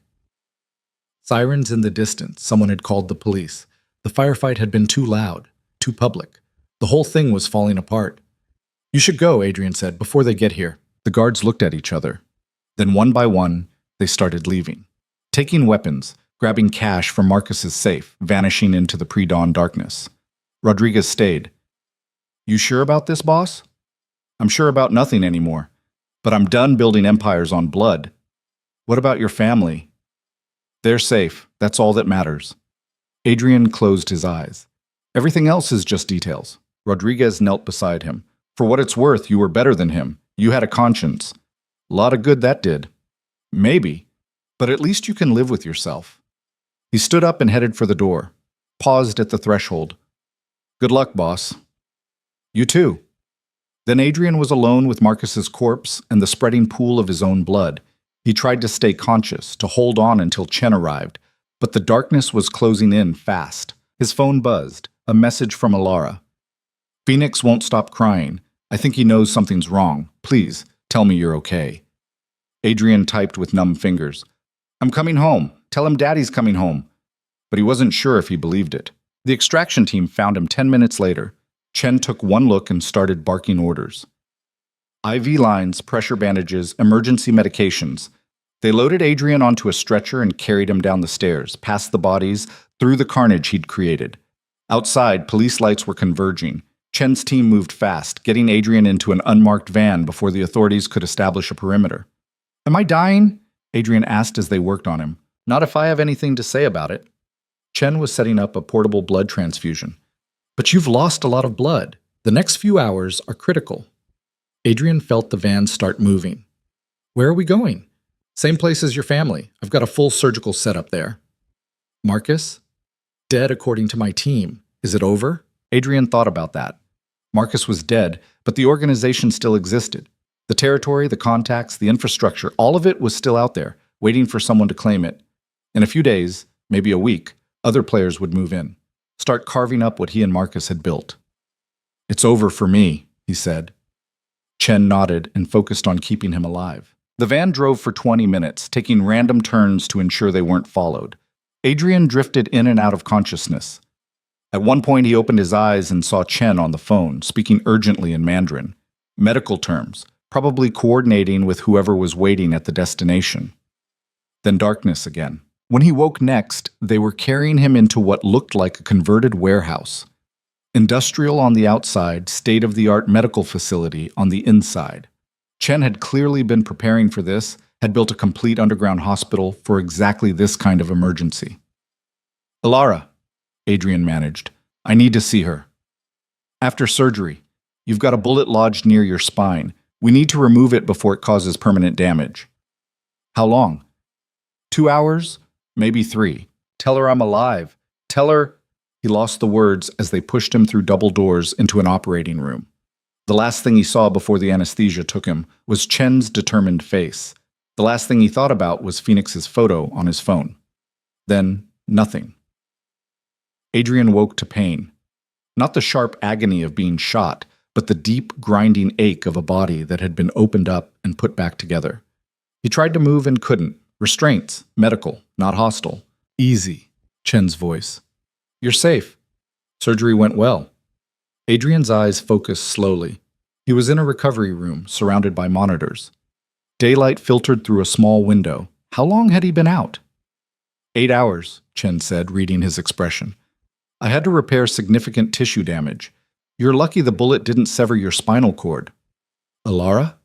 She's here. Been waiting outside since we brought you in. The baby? Healthy. I've been monitoring both of them. Chen started checking Adrian's vitals. You want to see them? Adrian nodded. Chen left and returned a moment later with Alara. She was still pale, still exhausted, but her eyes lit up when she saw Adrian awake. You bastard, she said and started crying. You stupid, reckless bastard. I'm sorry. You promised you'd come back. You promised, and then you almost died. But I didn't. Adrian tried to reach for her hand, but the restraints held him back. I'm here. She moved closer, took his hand in both of hers. Chen told me what you did, how you walked into a building with 25 armed men. 24. I took one out before going inside. That's not funny. Little bit funny. She pressed her forehead against his hand. I thought I'd lost you again. When Chen came back without you, when he told me you needed emergency surgery. I'm sorry, Adrian said again. I'm sorry for all of it. For not protecting you 6 months ago. For becoming someone you didn't recognize. For making you live in fear. Is Marcus dead? Yes. Good. The venom in her voice surprised him. I'm glad. I'm glad you killed him. Adrian studied her face. You never used to talk like that. I never used to sleep in my car while 7 months pregnant either. People change. She squeezed his hand tighter. Is it really over? The immediate threat, yes, but the organization still exists. Other people will try to take control. Let them. We're getting out. It's not that simple. There are people who'll see us as loose ends. They'll come after, then we run, we disappear. We become different people. She looked at him intently. Unless you want to stay. Unless you want to rebuild what Marcus destroyed. Adrian thought about the textile factory, about the bodies he'd left behind, about Marcus's blood on his hands. No, he said. I'm done. I just need to make sure it's safe for us to leave. How long will that take? Few weeks, maybe a month. He saw her expression fall. I know it's not ideal. A month with people hunting us? With a newborn? I'll make it secure. There are still people loyal to me, people Marcus didn't turn. I'll reach out, set up protections, make sure... Adrian. She cut him off. I need you to understand something. I spent 6 months terrified, 6 months looking over my shoulder, 6 months thinking every stranger might be the one sent to kill me. I can't do that anymore. I won't do that to Phoenix. What are you saying? I'm saying we leave now. Today. We take the money you mentioned and we disappear completely. New names, new lives, new everything. Without tying up loose ends? Your loose ends almost got you killed. Her voice hardened.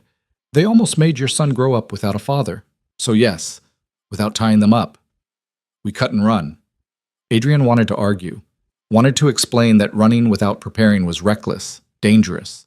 But looking at her face, at the determination mixed with fear, he understood. She'd been running for 6 months. She was done waiting for permission to be safe. Okay, he said. Okay, we leave as soon as Chen clears me for travel. Adrian squeezed her hand. We disappear, become ghosts. Relief flooded her features. Thank you. But we do it smart. We plan the route, set up false trails, make it impossible to track us. How long will that take? With my contacts? 3 days. She hesitated, then nodded. 3 days. But then we're gone. Chen cleared his throat from the doorway. I hate to interrupt, but we have a situation. Adrian's body tensed. What kind of situation? The police raided the textile factory, found Marcus's body and evidence of a significant firefight. They're treating it as a gang war, which means they're going to start pulling on threads. Let them. I'm not there anymore. No, but your DNA is. Blood, fingerprints, you left a trail. Adrian cursed. He'd been too focused on survival to think about forensics. How long before they connect it to me? Already have. Your name hit the wire an hour ago. They want you for questioning regarding Marcus Hale's murder. Alara's grip on his hand tightened. Can they prove anything? Not without a body, Chen said, which you currently are. As far as official records show, you're still recovering from your wife's death 6 months ago. Grief-stricken recluse hasn't been seen in public. Until the story broke about Alara being alive. Right, which complicates things. Chen pulled up a news feed on his tablet. The narrative is shifting. People are putting together that your wife's death was faked, that you were lied to, that you had motive to go after whoever was responsible. Adrian read the headlines. Mafia boss's wife returns from dead. Gang war erupts after betrayal revealed. Public sympathy grows for grieving husband. They're making me sympathetic, he said, surprised. Human interest angle. Devoted husband discovers his wife's alive, goes after the man who stole 6 months of their lives together. Chen shrugged. Makes for good television, but it also makes me a suspect in a murder investigation. Yes, which is why you need to disappear sooner rather than later. Alara looked between them. How soon? Tonight, Chen said. I can have you out of the city by midnight. I can't travel yet, Adrian protested. I just had surgery. You can travel, or you can get arrested. Your choice. Adrian knew Chen was right. The police would be tracing his known associates, his properties, his resources. It was only a matter of time before they found this location. What about you? He asked Chen. If they connect you to this, I'm already gone. This facility gets sterilized tonight, and I'm on a plane to Singapore by morning. Chen smiled slightly. I've been preparing my exit strategy for years. You're not the only one who wanted out. Thank you for everything. Thank your wife. She's the one who convinced me this was worth the risk. Chen nodded to Alara. I'll start preparing the extraction. You have 3 hours to say your goodbyes to this life." He left them alone. Alara sat on the edge of Adrian's bed. "Are you scared?" "Terrified," he admitted. "I've spent 15 years building a life here. Built it from nothing. And now I'm walking away with just whatever we can carry. We have each other. We have Phoenix. That's more than enough." "Is it?" She leaned down and kissed him, gentle, careful of his injuries. "It has to be." 3 hours turned into 90 minutes when Chen burst back into the recovery room with his phone pressed to his ear and urgency written across his face.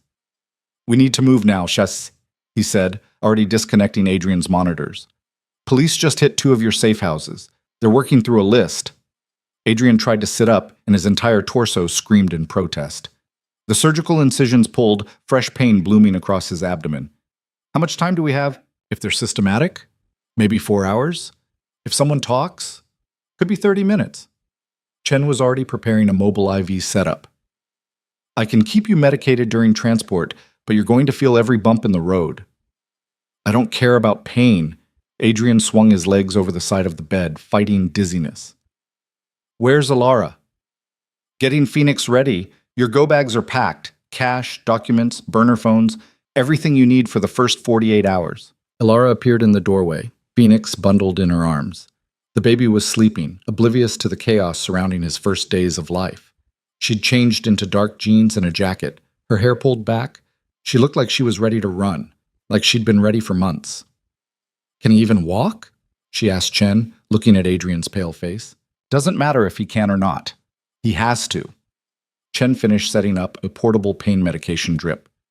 "This will help, but Adrian, you need to understand, you're going to be compromised for at least a week, maybe longer. I've worked through worse. Not with a bullet wound near your spine, you haven't." Chen's voice was sharp. "You push too hard, you risk permanent damage, paralysis." Adrian met his eyes. "And if I stay here, I risk prison. Or worse, I risk them finding Alara and Phoenix." Chen nodded grimly. "Then we move carefully. No heroics." The extraction vehicle was a medical transport van, the kind that moved patients between facilities. Unremarkable. Forgettable. Chen had even gotten fake hospital placards for the windows. Adrian was loaded onto a gurney, the IV pole secured beside him.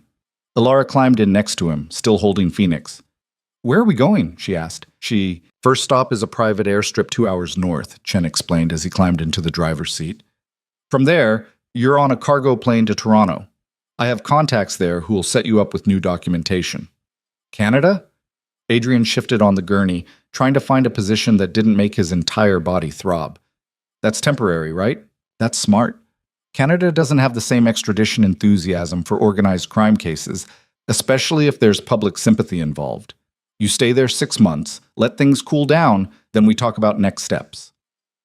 The van pulled out into late afternoon traffic. Adrian watched the city slide past through the tinted windows. The city where he'd built an empire, where he'd met Alara, where he'd become someone he no longer recognized. Leaving felt like amputation, necessary, but brutal. Phoenix started fussing. Alara rocked him gently, murmuring soft words.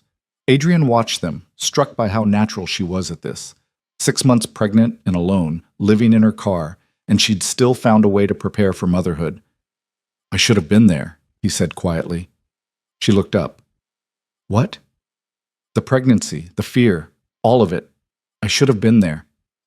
"You didn't know I was alive." "Doesn't make it better." Adrian's hand found hers. "You went through hell alone because I failed to protect you. Marcus failed us, not you." She squeezed his fingers. "Stop carrying his sins. Someone has to." "No, they don't." Her voice was firm. "Marcus made his choices. He hurt us. And now he's dead. That chapter's closed." But Adrian knew it wasn't that simple. The organization Marcus had helped build was still out there. The people they'd hurt, the enemies they'd made, the loose ends that could unravel everything, those didn't disappear just because the architect was dead. His phone buzzed. A text from an unknown number. "Heard about Marcus. My condolences. We should talk about succession." Adrian deleted it without responding. Then another came through. "The Eastern Territory is up for grabs. I'm claiming it unless you object." Delete. Another. "Some of us think you got soft. Prove us wrong or step aside." He turned the phone off.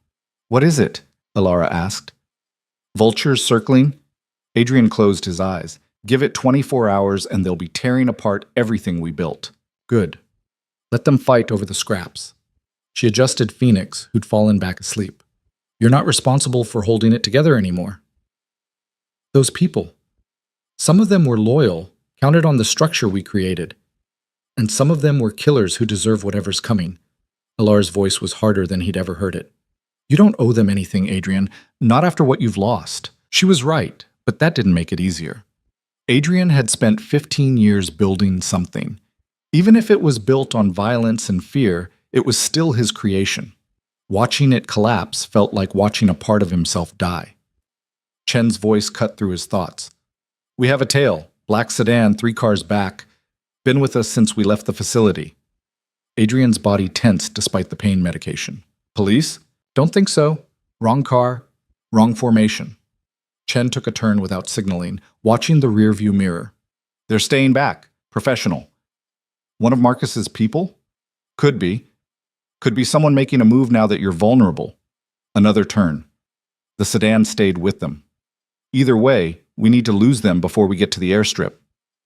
Alara pulled Phoenix closer, her eyes wide. What do we do? Stay calm, Adrian said, though his own heart was hammering.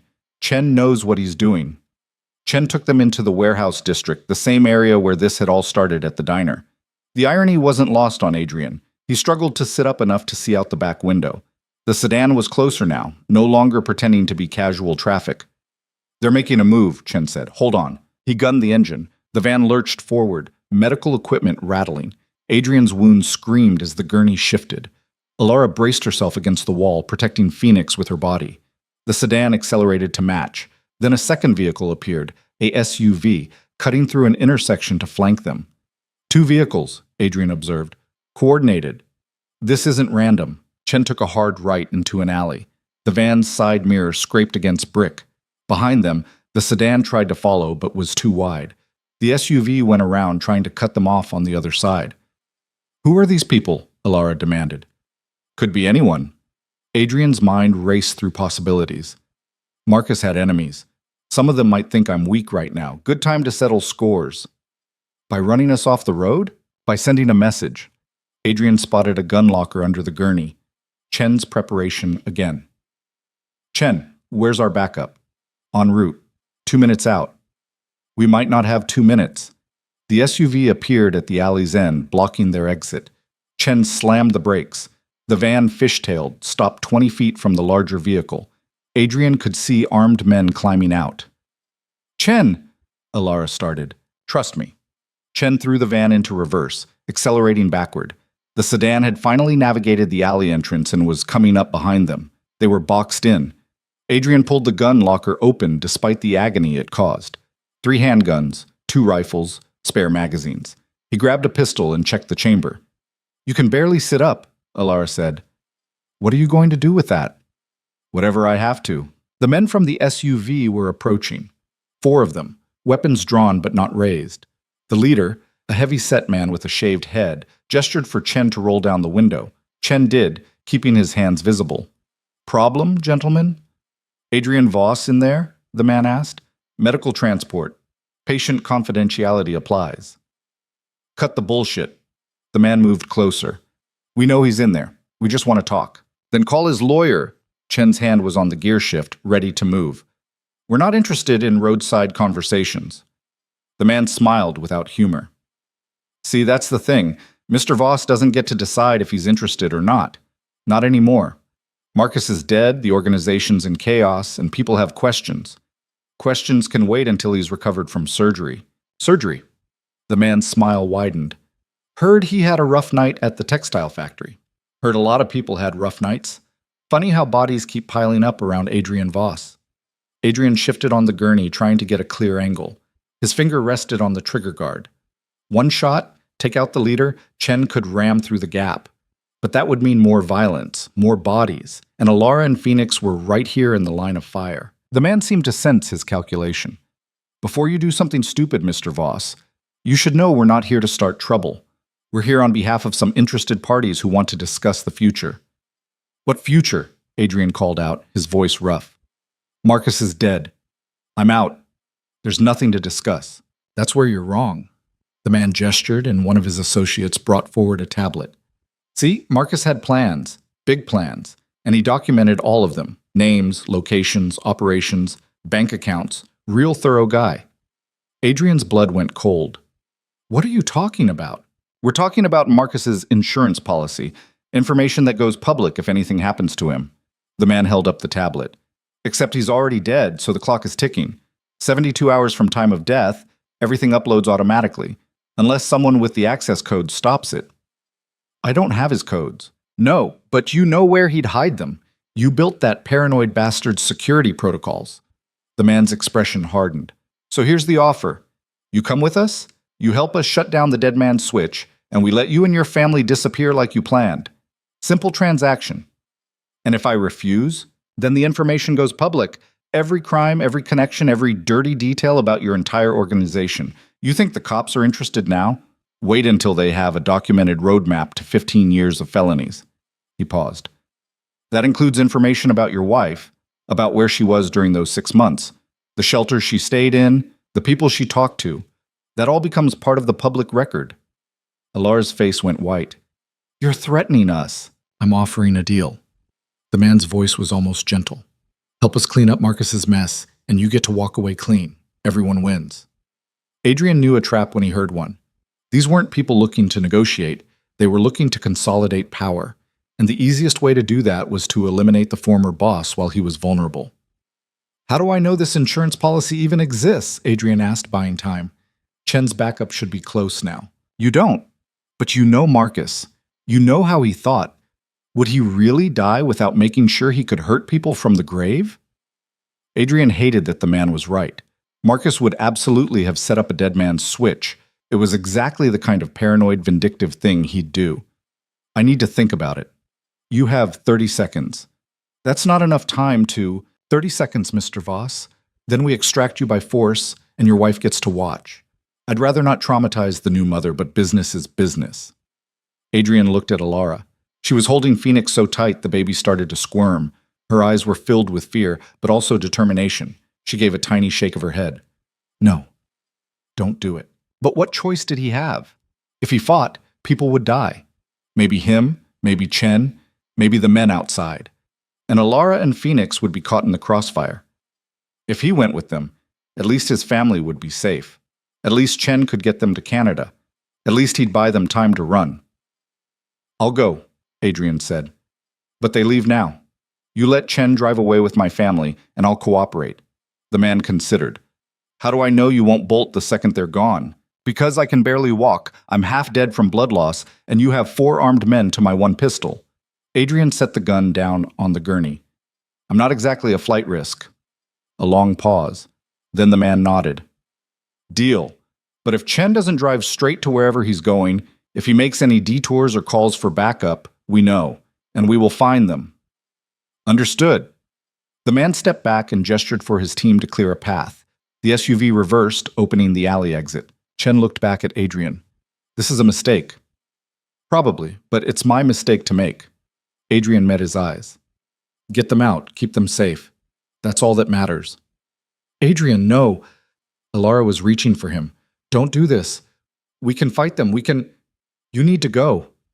Adrian touched her face, memorizing the feeling. Take Phoenix and go. Build that life we talked about. Not without you. I'll find you. I promise. But right now you need to run. He looked at their son, sleeping peacefully despite everything. Take care of him. Tell him his father tried. Tears were streaming down Alara's face. This isn't fair. We just got you back. I know, Adrian's voice broke. But this is the only way to keep you safe. Chen was already starting the van. Alara was still trying to reach Adrian, still trying to protest, but Chen pulled forward. The van drove past the armed men, past the SUV, out of the alley, and into the fading daylight. Adrian watched until they disappeared. Then he looked at the man with the shaved head.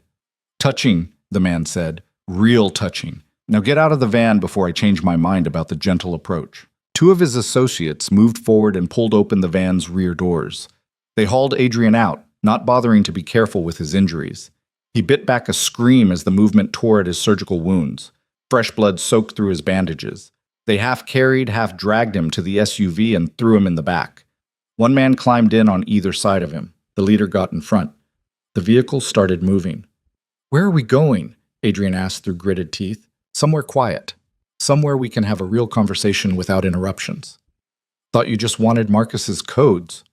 "We do, but we also want to know what your intentions are." The man turned to look at Adrian. "See, some people think you're done, broken, ready to fade away.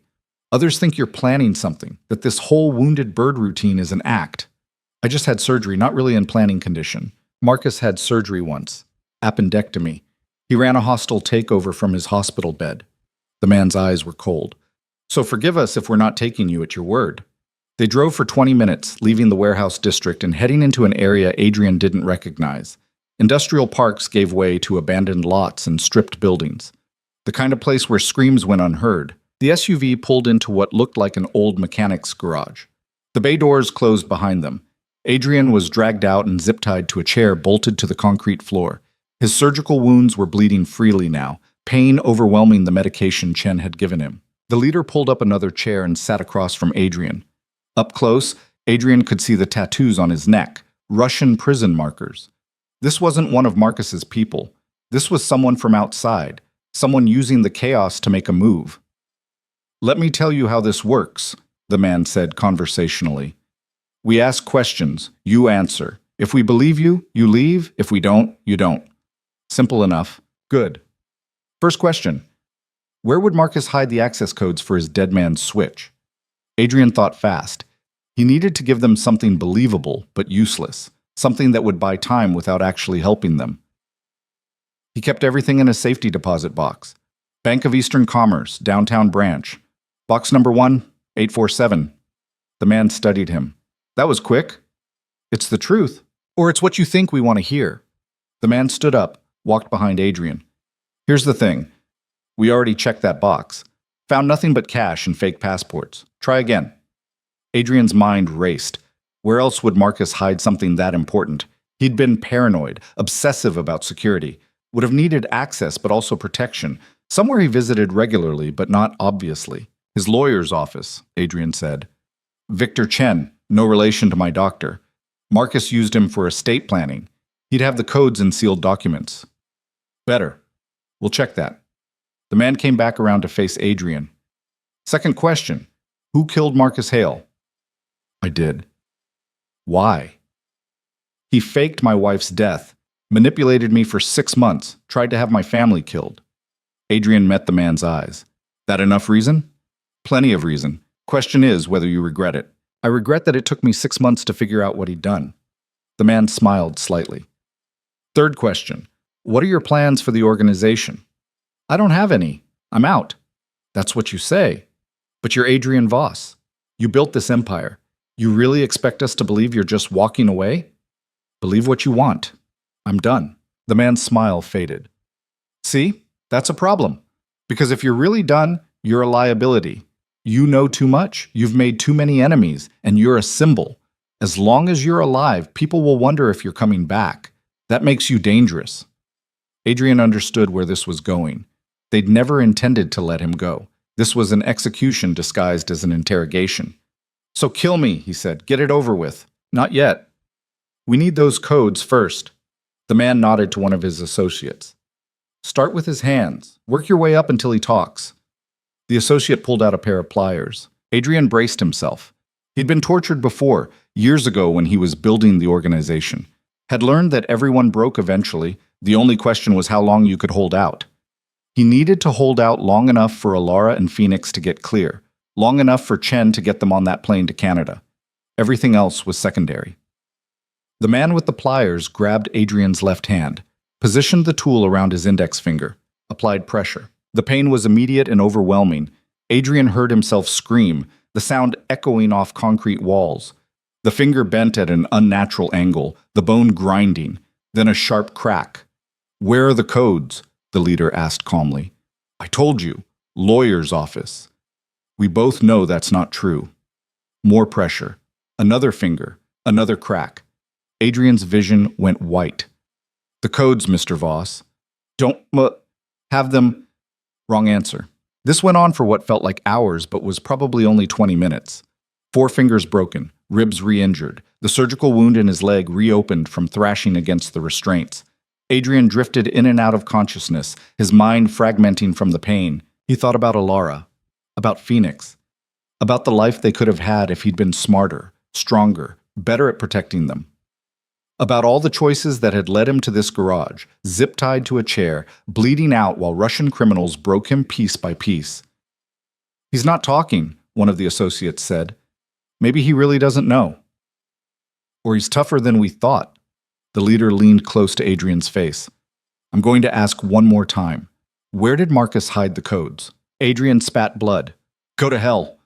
The leader sighed and pulled out a gun. "Shame. You were a legend once. Now you're just pathetic." He raised the weapon. The bay door exploded inward. Gunfire erupted.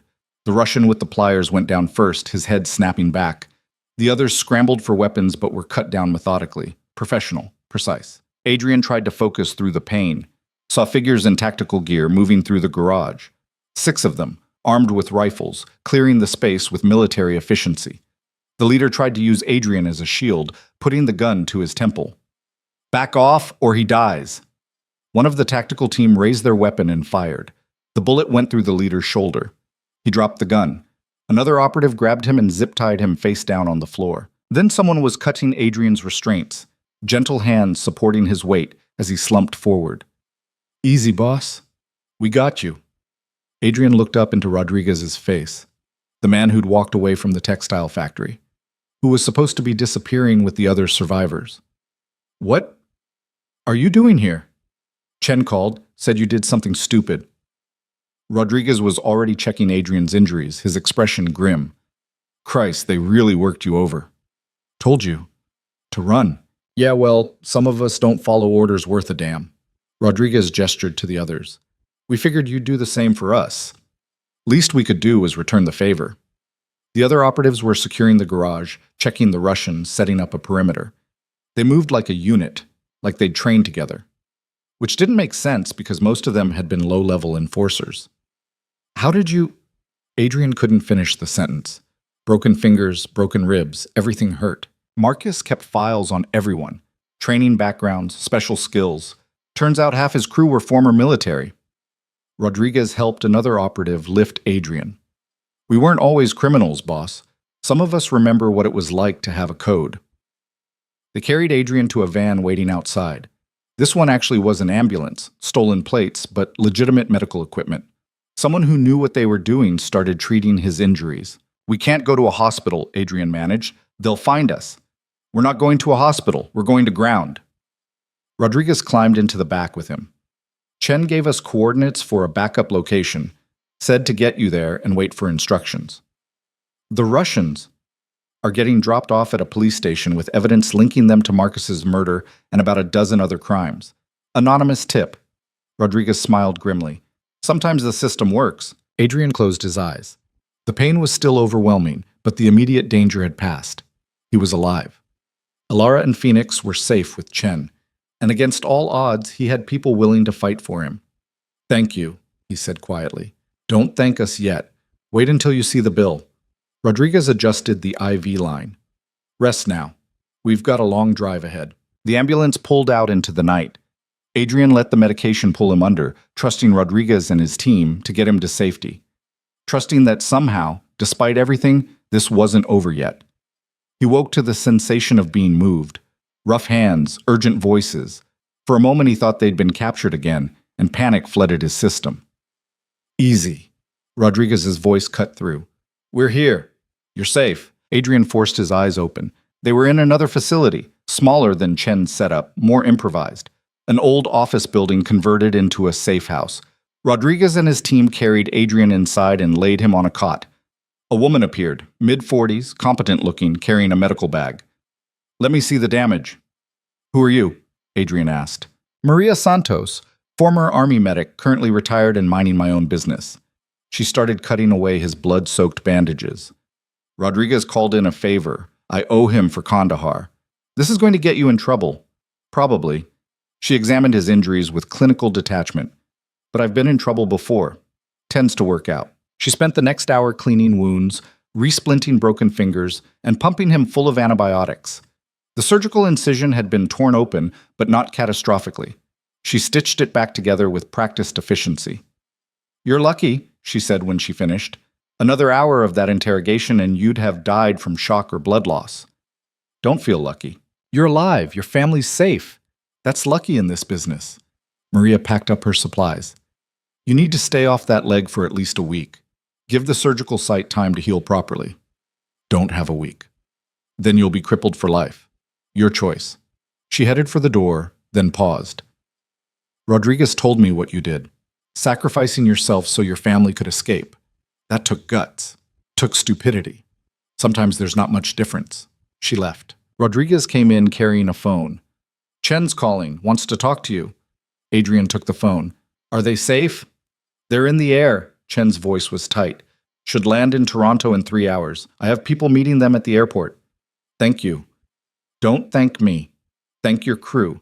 They're the ones who pulled off the rescue." A pause. "Adrian, we need to talk about the dead man's switch. It's real?" "Very real. I did some digging after you got taken. Marcus set up an automated system. 72 hours after his death, unless someone enters the correct codes, everything he documented uploads to multiple news organizations, law enforcement agencies, and public servers." Adrian's stomach sank. "How much time do we have left?" 46 hours. "Can you stop it?" "Not without the codes. Marcus used military-grade encryption. Even if I had unlimited time and resources, I might not crack it." Chen's voice was grave. "You need to find those codes, Adrian. If that information goes public, it won't just destroy the organization. It'll destroy everyone connected to it, including Alara."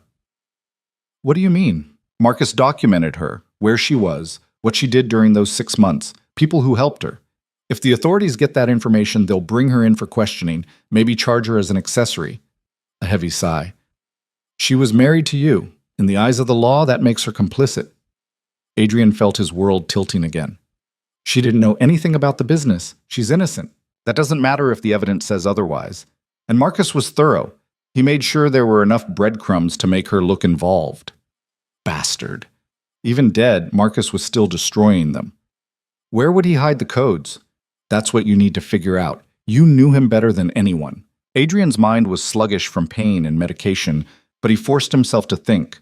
Marcus had been paranoid, methodical, would have hidden the codes somewhere secure but accessible, somewhere only he would think to look.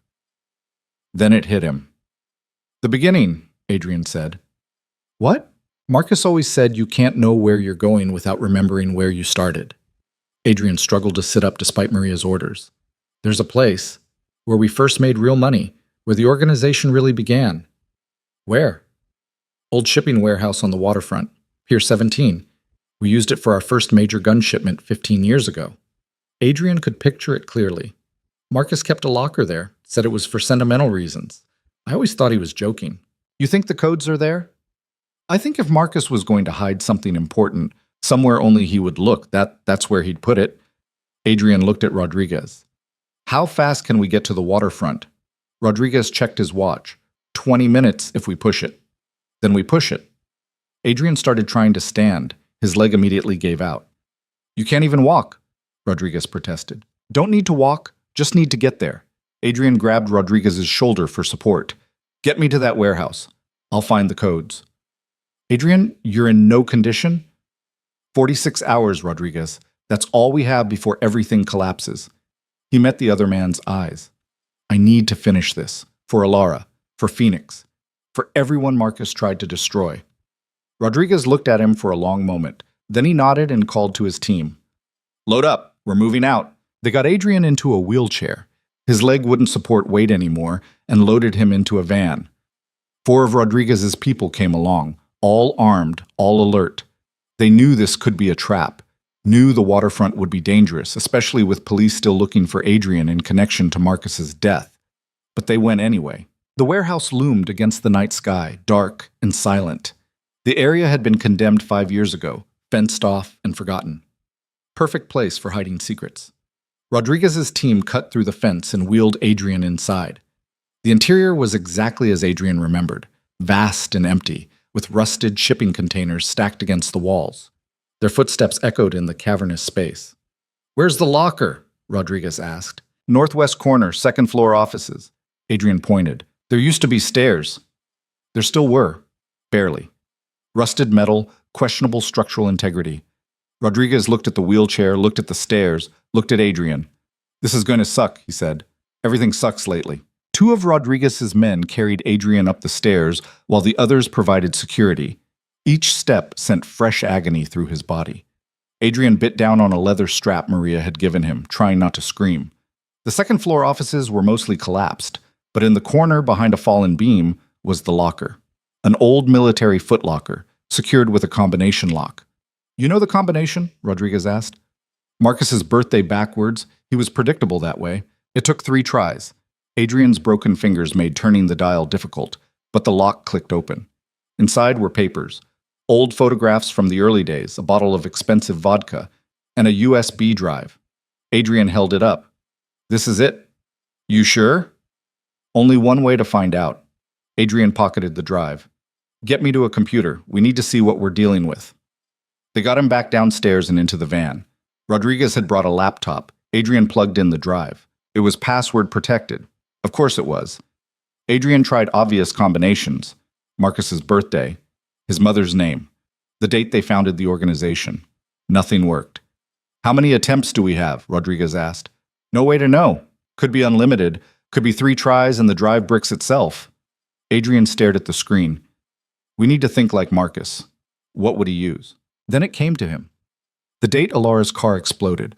The day Marcus's plan had begun. The day everything changed. Adrian typed it in. The drive opened. Inside were files, hundreds of them. Documents detailing every operation, every crime, every connection the organization had made in 15 years. Names, dates, evidence. Everything needed to dismantle their entire world. And at the center of it all, a program labeled Final Judgment. Adrian opened it. Found the countdown timer. 44 hours remaining. And below it, a field for the cancellation code. We did it, Rodriguez breathed. We actually did it. But Adrian was staring at something else. A video file labeled for Adrian. He clicked it. Marcus's face filled the screen. He was sitting in the same office where Adrian had killed him, recording this message who knew how long ago. If you're watching this, I'm dead. Marcus's expression was calm, almost peaceful. And you found the codes. Congratulations. You always were better at the details than me. Adrian's hand tightened on the laptop. You're probably wondering why I did this. Why I destroyed your marriage, manipulated you, turned you into someone you hate. Marcus leaned forward. It's simple, really. I needed you focused, needed you ruthless, because what we built was special, Adrian. We took nothing and made it into an empire, and I couldn't let sentiment destroy that. A pause. But here's the thing. I also knew you'd never forgive me, knew that eventually you'd figure it out. And when you did, Marcus smiled. I wanted to make sure you understood the full scope of what you were throwing away. The cancellation code is simple, but using it means accepting responsibility for everything we did together. Every crime documented in these files becomes your legacy, your burden. Marcus stood up, moved closer to the camera. So here's your choice, Adrian. Enter the code, save yourself and your family, and live with the weight of what we built. Or let it all burn. Let the truth come out. Destroy the organization, yes, but also destroy everyone connected to it, including Alara. The video ended. Adrian sat in silence, staring at the blank screen. What does that mean? Rodriguez asked quietly. It means Marcus wins either way. Adrian's voice was hollow. If I stop the upload, I'm complicit. I'm protecting everything he documented. If I let it go public, I destroy my wife's chance at a normal life. So what do you do? Adrian looked at the laptop, at the countdown timer, at the choice Marcus had left him. 44 hours to decide who he wanted to be. Adrian stared at the screen for so long that Rodriguez finally spoke up. Boss, we need to make a decision. I know. But Adrian didn't move. Couldn't. Because every option felt like betrayal. Enter the code and protect the organization's secrets. Become complicit in everything Marcus had documented. Let it upload and watch Alara get dragged into a legal nightmare that could destroy the fresh start she deserved. There has to be another way, Rodriguez said. There isn't. Marcus made sure of that. Adrian scrolled through the files, seeing names he recognized. People who trusted them. People who'd die or go to prison if this went public. He knew exactly what he was doing. One of Rodriguez's team members cleared his throat. What if we edited the files? Remove the parts about your wife before entering the code. Military-grade encryption, remember? We can't alter anything without triggering a failsafe. Adrian closed the laptop. Marcus thought of everything. His phone rang. Chen's number. Adrian answered on speaker. Your family landed safely, Chen said without preamble. They're at the safe house. But we have a problem. Another one? The news story about Alara is getting bigger. CNN picked it up. Now there are reporters digging into her background, trying to find out where she was during those 6 months. Chen's voice was tight. It's only a matter of time before someone connects dots Marcus left for them to find. Adrian felt his chest constrict. How much time? Days? Maybe less. The shelter she stayed at in August? They kept records. A reporter's already been there asking questions. Can you shut it down? I can try. But Adrian, this is mainstream media now. I can't control that. A pause. You need to stop that upload. It's the only way to protect her. I know what I need to do. Adrian looked at Rodriguez. The question is whether I can live with it. He hung up and opened the laptop again. The countdown timer mocked him. 43 hours and change. Every second that passed was another second closer to Alara's life being destroyed. Enter the code, Rodriguez said quietly. Whatever moral weight that carries, you can deal with later. Right now, your family needs you. And what about everyone else in those files? The people who will get away with crimes because I protected them? They're not your responsibility, aren't they? I helped build this. I made it possible for half those crimes to happen. Adrian's broken fingers throbbed. How many people got hurt because I was good at logistics? Because I knew how to move product without getting caught? Rodriguez didn't have an answer for that. Adrian scrolled through more files, found detailed records of their gun-running operation from 2019, 3 shipments that ended up in the hands of a gang that used them in a convenience store robbery. 2 people died. Marcus had documented everything, including Adrian's role in setting up the transport. I killed those people, Adrian said. I didn't pull the trigger, but I put the guns in the hands of the people who did. You didn't know what they'd use them for. I knew they weren't buying assault rifles for target practice. Adrian felt sick. I just didn't care. Money was good. Risk was low. That's all that mattered. He kept scrolling, found more. A protection racket that drove 3 small businesses into bankruptcy. A drug distribution network that got a 15-year-old kid killed in a turf war. A money laundering scheme that helped a human trafficking ring stay operational for 2 extra years. All documented. All traced back to the organization Adrian had helped build. This is what Marcus wanted, Adrian realized. Not just the information going public or staying secret. He wanted me to see it all, to understand what we really were. We were survivors, Rodriguez said. We did what we had to do. Did we? Or did we just tell ourselves that so we could sleep at night? Adrian met his eyes.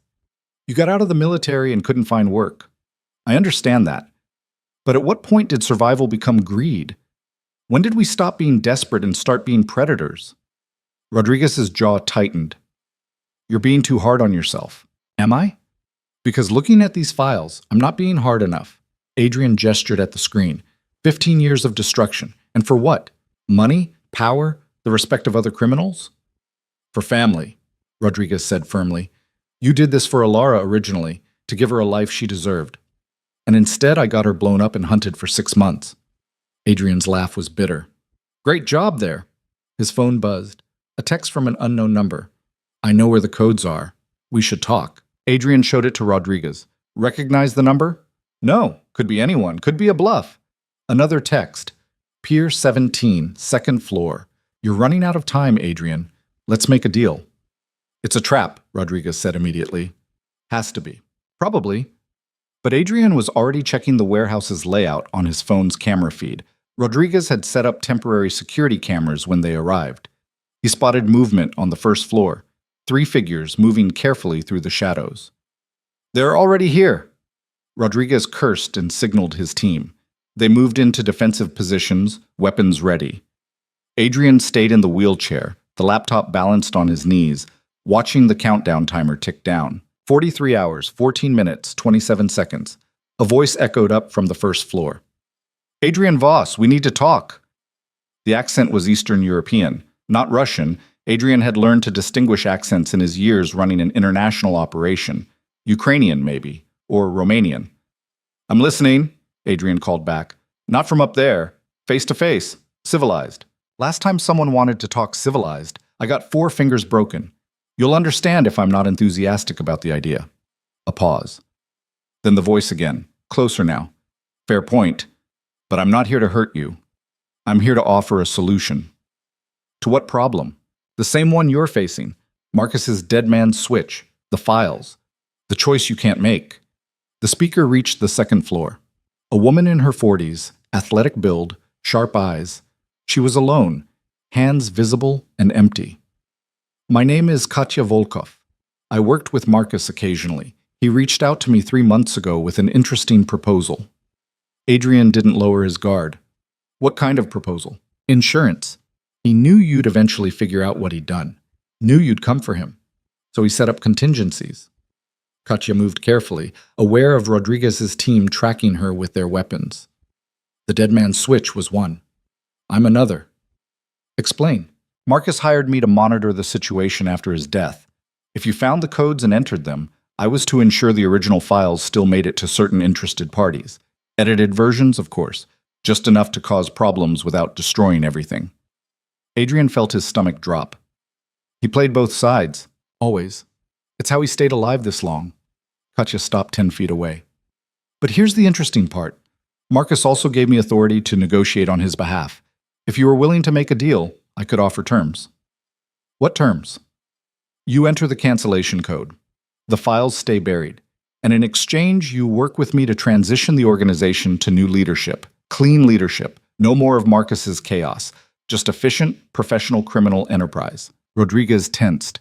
He's out. We're all out. Are you? Katya looked at each of them. Because from where I stand, you're all still here. Still protecting the organization's secrets. Still making choices based on what's best for the business. She focused on Adrian. Face it, you can't walk away. You're too tangled up in this. Watch me. I have been watching you for 3 months now. Ever since Marcus told me to. Katya pulled out a tablet, showed Adrian's surveillance photos. Him and Alara at the diner, the textile factory, the medical facility. I've seen every move you've made, and I've seen a man who's still operating like a crime boss, even when he thinks he's retired. The photos were damning, even running, even trying to protect his family. Adrian had moved like someone who knew the game, had made strategic decisions, had calculated risks, had used violence efficiently. That doesn't mean I want to keep doing it. Doesn't mean you can stop either. Katya put the tablet away. Look, I'm not here to judge. I'm here to offer a way forward. You help me stabilize the organization, ensure a smooth transition to new leadership, and I guarantee your family's safety. Complete protection. No one touches them. Ever. And if I refuse, then I let Marcus's backup plan execute. Different files, different targets, but same result. Your wife becomes a person of interest in a federal investigation. Your son grows up visiting you in prison. She tilted her head. Or you die here tonight trying to stop me and they end up orphaned. Lots of bad options. Adrian looked at the laptop, at the countdown timer, at the files full of crimes and consequences. There's a third option, he said slowly. What's that? I let it all burn. Upload the files myself. Right now. Every crime, every connection, every dirty secret Marcus documented. Adrian's hand moved toward the keyboard. Destroy the organization completely. Salt the earth so nothing can grow back. Katya's expression didn't change.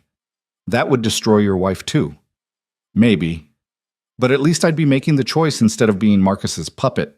Adrian's fingers hovered over the keys. At least I'd own it. You'd sacrifice your family to feel morally superior? I'd sacrifice everything to stop being what Marcus made me. Adrian met her eyes. You know what the worst part of those files is? Not the crimes, not the body count. It's how normal it all became. How I stopped questioning whether we should do something and just focused on how to do it efficiently. He gestured at the screen. There's a file in here about a job we did in 2021, moving counterfeit pharmaceuticals. I knew they were fake, knew people might die taking fake cancer medication. And I did it anyway because the profit margin was incredible. 20 people died, Katya. 20 people who thought they were getting life-saving treatment. That's on the people who made the counterfeit drugs. Is it? Because we moved them. We distributed them. We made that operation possible. Adrian's voice was rising. At what point do I get to say I was just following orders, just making a living? When does that stop being an excuse? Rodriguez shifted uncomfortably. He'd been part of that operation too. They all had. So what's your answer? Katya asked. Nobility or practicality? Conscience or family? Adrian looked at his broken fingers. At the laptop. At Rodriguez and the others who'd risked everything to save him. At the phone that connected him to Alara in Phoenix, safe in Canada, but only for as long as Marcus's secrets stayed buried. I need to talk to my wife, he said. Katya checked her watch. You have 10 minutes, then I need an answer, or I walk and let the chips fall. Adrian called Chen. Put Alara on. Adrian, she's sleeping. Put her on, now. A moment of rustling. Then Alara's voice, thick with sleep. What's wrong? Everything. Adrian quickly explained the situation. The files, the choice, Katya's offer. I need to know what you want me to do. Silence on the other end. He could hear Phoenix fussing in the background. Alara shushing him gently. Are you asking me to choose between your conscience and our safety? She finally said. I'm asking what kind of man you want me to be. I want you to be Phoenix's father. That's all. Her voice was steady. Whatever you have to do to make that possible, I'll support it. Even if it means protecting people who don't deserve it? Even then. Because we don't deserve to suffer for Marcus's sins. She paused. But Adrian, if you enter that code and spend the rest of your life hating yourself for it, that's not really survival either. That's just slower death. So what do I do? I don't know. I wish I did. She sounded exhausted. All I know is that 6 months ago, I would have told you to do the right thing no matter what it cost us. But 6 months living in my car, working 3 jobs, being terrified every moment, that changes perspective. Makes you realize that nobility doesn't feed a baby, doesn't keep him safe. Adrian heard what she wasn't saying, that she'd choose safety over morality, that she'd already made that choice every day for 6 months. I love you, he said. I love you too. Whatever you decide. She hung up. Adrian looked at Katya. If I work with you, what happens to the organization? We clean it up. No more counterfeits, no more trafficking. We focus on traditional revenue streams, gambling, loans, some light smuggling, nothing that gets people killed. That's still criminal. Yes, but it's survivable. And it keeps the infrastructure in place to protect people like your family who need protecting. Katya moved closer. Marcus built something powerful. Walking away doesn't make it disappear. It just means someone worse takes over. At least with you involved, we can minimize damage. That's the same logic I used for 15 years. And it wasn't wrong then. Isn't wrong now. She gestured at Rodriguez and his team. These men didn't follow you because you were a saint. They followed you because you were fair, because you protected your people, because you built something that worked. Rodriguez spoke up. She's not wrong, boss. The organization kept a lot of chaos from happening. We controlled territory that would have been a war zone otherwise. We also caused chaos, Adrian countered. Less than there would have been without us. Rodriguez's voice was firm. I know that's not the answer you want, but it's the truth. Adrian thought about the neighborhood where the diner was, how it had been relatively peaceful under their control, how after they'd started pulling back, violence had spiked. 3 shootings in 2 weeks, a turf war brewing. Maybe Rodriguez was right. Maybe the organization had been a necessary evil, or maybe that was just another excuse to justify the unjustifiable. The countdown timer showed 42 hours and 37 minutes. I need a guarantee, Adrian said to Katya. My family stays completely out of this. No contact, no involvement, no knowledge of what I'm doing. Done.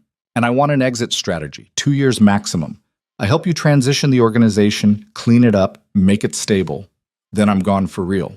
New identity, new life, no looking back. 2 years is tight but doable. Katya nodded. Anything else? Rodriguez and his team get the same option. They want out, they're out. Clean. No retaliation. Agreed. Adrian looked at Rodriguez. You don't have to stay. You earned your exit tonight. If you're staying, I'm staying. Rodriguez's voice was flat. Someone needs to watch your back. The others nodded agreement. Loyalty Adrian didn't deserve but had somehow earned anyway. He turned back to the laptop, typed in the cancellation code Marcus had left in a separate file. The countdown timer froze, then disappeared. A message appeared. Sequence aborted. Files secured. Just like that, it was done. The choice made. The consequences accepted. Katya smiled. Smart decision. Marcus would be proud. Marcus is dead. I don't care what he'd think. Adrian closed the laptop. We do this my way. Clean operations only. Anyone who can't follow that rule is out. Fair enough. We'll start with a full audit of current operations, then. Not tonight. Tonight I need medical attention and about 12 hours of sleep. Adrian's body was finally giving up, adrenaline fading and leaving only pain. Tomorrow, we can talk about restructuring. Katya nodded and headed for the stairs. At the top, she paused. For what it's worth, you made the right choice. Family first. Everything else is just details. She left. Rodriguez and his team began packing up equipment. Adrian sat in the wheelchair, staring at the laptop, wondering if he'd just saved his family or sold his soul. Maybe both. His phone rang. Ilara. It's done, he said. You're safe. What did you choose? Survival. The word tasted like ash. I chose survival. Then we'll make it mean something. Her voice was fierce. We'll make it worth the cost. Adrian wanted to believe her. Wanted to think that somehow he could do this, could be part of a criminal organization while being a good father, a good husband, could separate the two lives cleanly. But he'd thought that before. Had thought he could build an empire and keep Ilara safe. Look how that turned out. I need you to promise me something, he said. What? If this goes wrong, if I get pulled back into being what I was, you won't. But if I do, if you see me changing into someone you don't recognize, take Phoenix and run. Don't wait for me to get better. Don't try to save me. Just run. Silence. Then, I'm not making that promise. Ilara, I already lost you once. I'm not planning for losing you again. Her voice was steel. We're in this together. Whatever comes. That's not smart. Probably not, but I'm done being smart. Being smart got me blown up and living in my car. Maybe it's time to try something different. Adrian couldn't help but smile despite everything. You've changed. So have you. Maybe we'll figure out who we are now together. Phoenix started crying in the background. I need to feed him. Call me when you're safe. She hung up. Rodriguez helped Adrian into the van. The drive back to the safe house was quiet. Everyone processing what had just happened. The choice that had been made. Maria was waiting when they arrived. She took one look at Adrian and cursed. You reopened everything. What did I tell you about staying off that leg? Had things to do? Yeah, well, now you're going to spend a week in bed recovering from having things to do. She helped Rodriguez get Adrian onto the cot. I'm serious. You keep pushing like this, you'll do permanent damage. Already did permanent damage, just trying to minimize it now. She didn't ask what he meant, just started treating his wounds again, muttering about stubborn patients who didn't listen to medical advice. Adrian drifted in and out of consciousness over the next hours. Fever came and went. Infection from the torture setting in despite the antibiotics. Maria worked through it all, keeping him alive through sheer competence and stubbornness. When he finally woke up clear-headed, sunlight was streaming through grimy windows. Rodriguez sat in a chair nearby, reading a newspaper. How long was I out? Adrian's voice was rough. 18 hours, you needed it. Rodriguez set down the paper. Katya called. Wants to meet this afternoon to discuss next steps. Tell her tomorrow. I need time to think. Already did. Rodriguez smiled slightly. Figured you weren't in meeting condition. Adrian tried to sit up, managed it with effort. His body felt like it had been through a wood chipper, which wasn't far from the truth. Any word from Chen? Your family's settled. New identities are being processed. Chen thinks they'll be ready to relocate to permanent housing within a week. Where? He wouldn't say. Security protocols. Rodriguez handed Adrian a phone. But Ilara sent you something. Adrian opened the phone, found a video message. Ilara was sitting in what looked like a modest apartment, Phoenix sleeping in her arms. Hi, she said to the camera. Chen says you're recovering. That's good. We're okay here. Phoenix is healthy. Eating well, sleeping in 4-hour stretches. Doctor says he's perfect. She smiled, but it didn't quite reach her eyes. I know what you're thinking, that you made the wrong choice, that you should have let everything burn and dealt with the consequences. But, Adrian, we've dealt with enough consequences. We've paid enough prices. She looked down at Phoenix. He deserves parents who are present, who are alive. Whatever you had to do to make that possible, I'm grateful. She looked back at the camera. Come back to us. When you can. When it's safe. But come back. Her voice cracked slightly. Don't turn this into another sacrifice. We need you here, not off trying to fix everything you think you broke. The video ended. Adrian watched it 3 more times, memorizing her face, Phoenix's small features, the apartment that would be their home while he was doing whatever came next. You going to tell her the truth? Rodriguez asked. About working with Katya?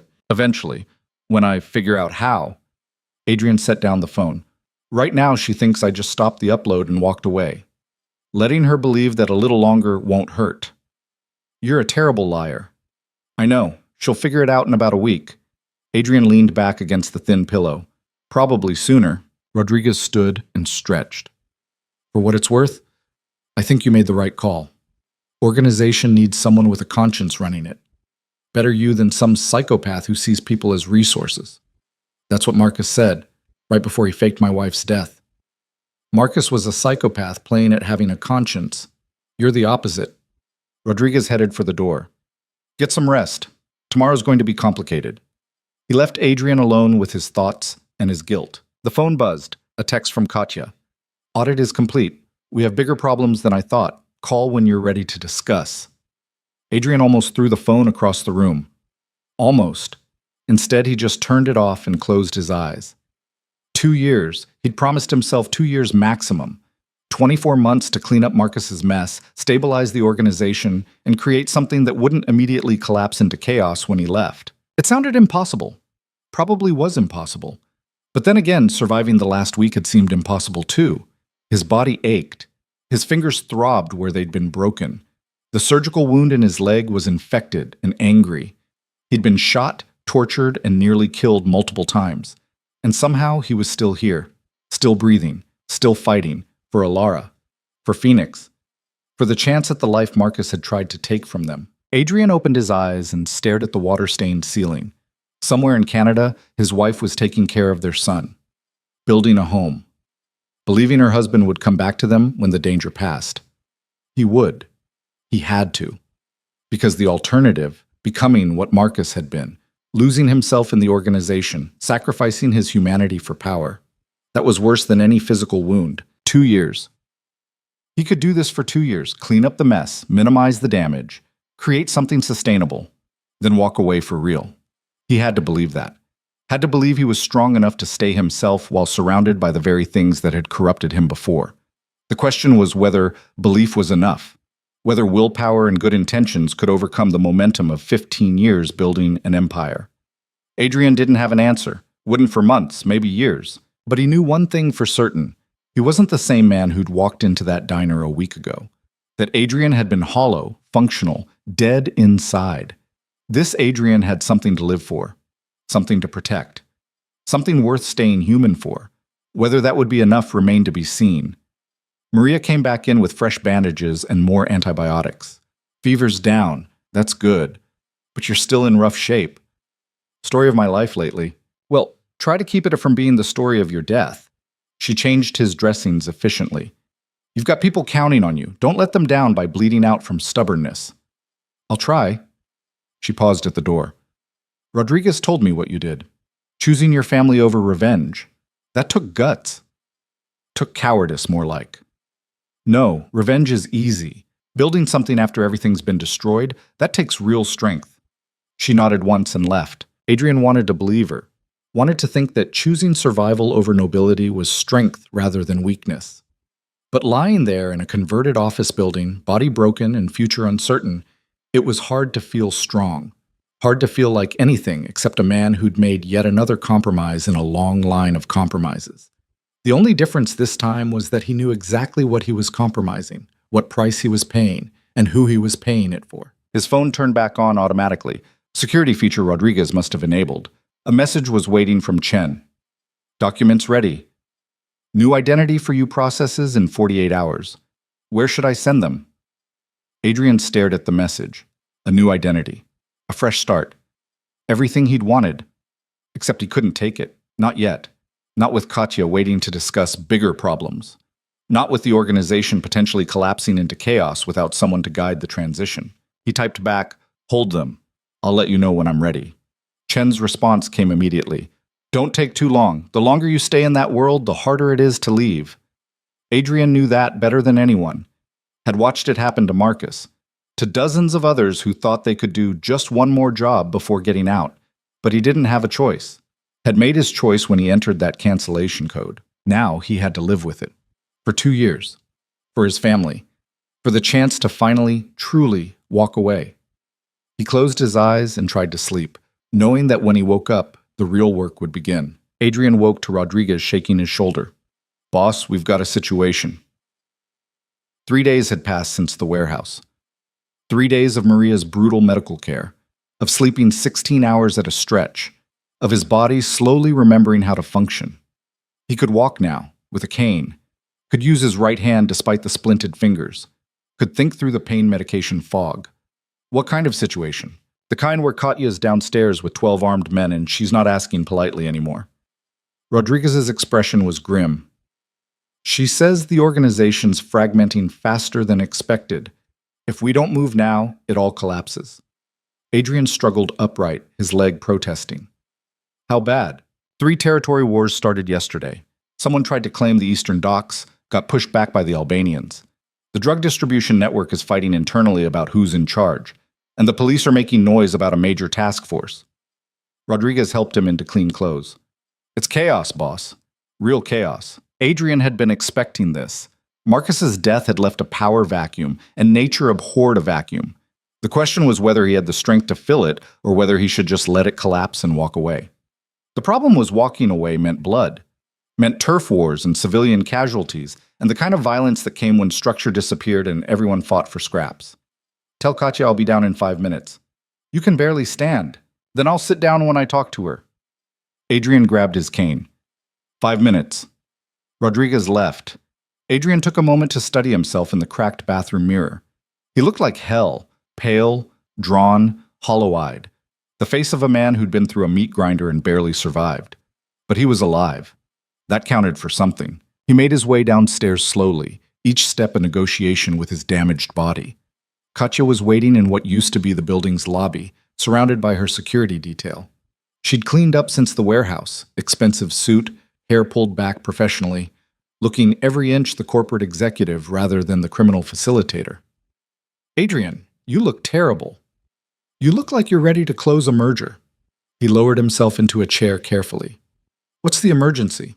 "The emergency is that your organization is eating itself alive."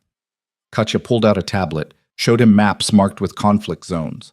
7 separate factions claiming different territories. The Italians are making moves on the gambling operations. The Irish are pushing into loan sharking. Everyone smells blood in the water. Adrian studied the maps, recognized the patterns. This was what happened when leadership disappeared and no clear succession existed. Marcus had kept people in line through fear and manipulation. With him gone, all the old rivalries were resurging.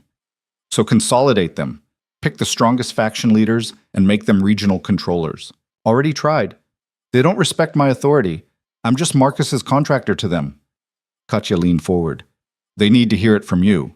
The legendary Adrian Voss, the man who built this empire. Tell them to fall in line or face consequences. And if I do that, I'm not transitioning out in 2 years. I'm cementing myself back in. Adrian shook his head. That wasn't the deal. The deal was you'd help stabilize things.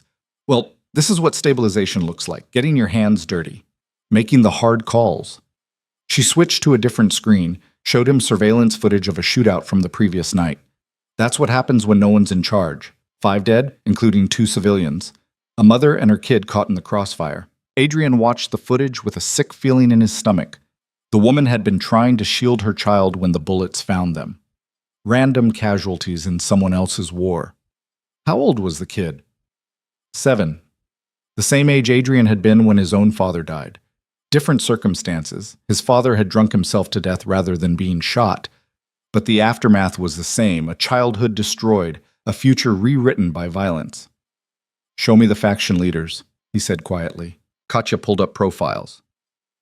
7 main players, all vying for control.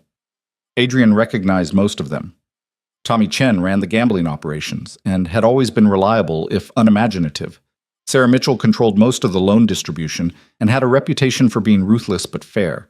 Viktor Kozlov handled enforcement and was a psychopath who'd barely been kept in check when Marcus was alive. The others were newer, more ambitious, hungry for power, and willing to burn everything down to get it. Kozlov needs to go, Adrian said. He's unstable. Always has been. Marcus kept him around as a weapon, but now that weapon's pointed at us. Agreed, but removing him will start a war. We're already in a war. This way it's controlled. Adrian looked at Rodriguez. Can you handle it quietly? Rodriguez nodded. Give me 24 hours.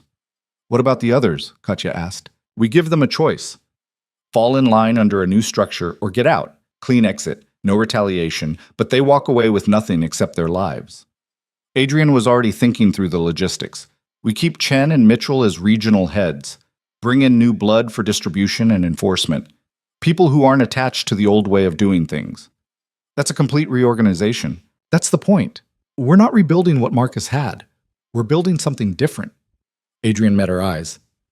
Something that doesn't rely on one person being a monster to keep everyone afraid.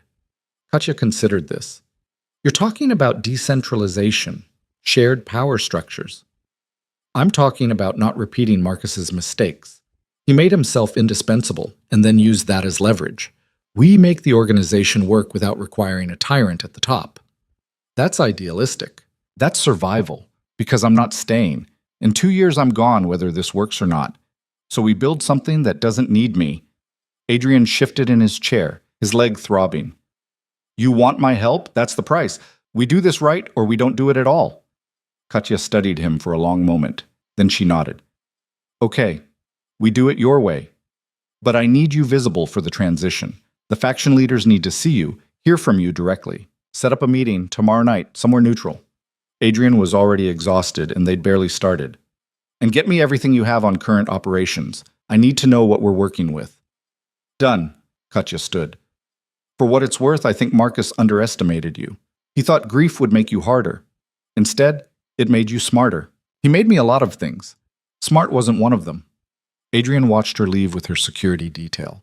Once they were gone, he turned to Rodriguez. Kozlov, make it look like a rival gang. We don't need people thinking we're purging leadership. Understood. Rodriguez hesitated. Boss, you sure about this?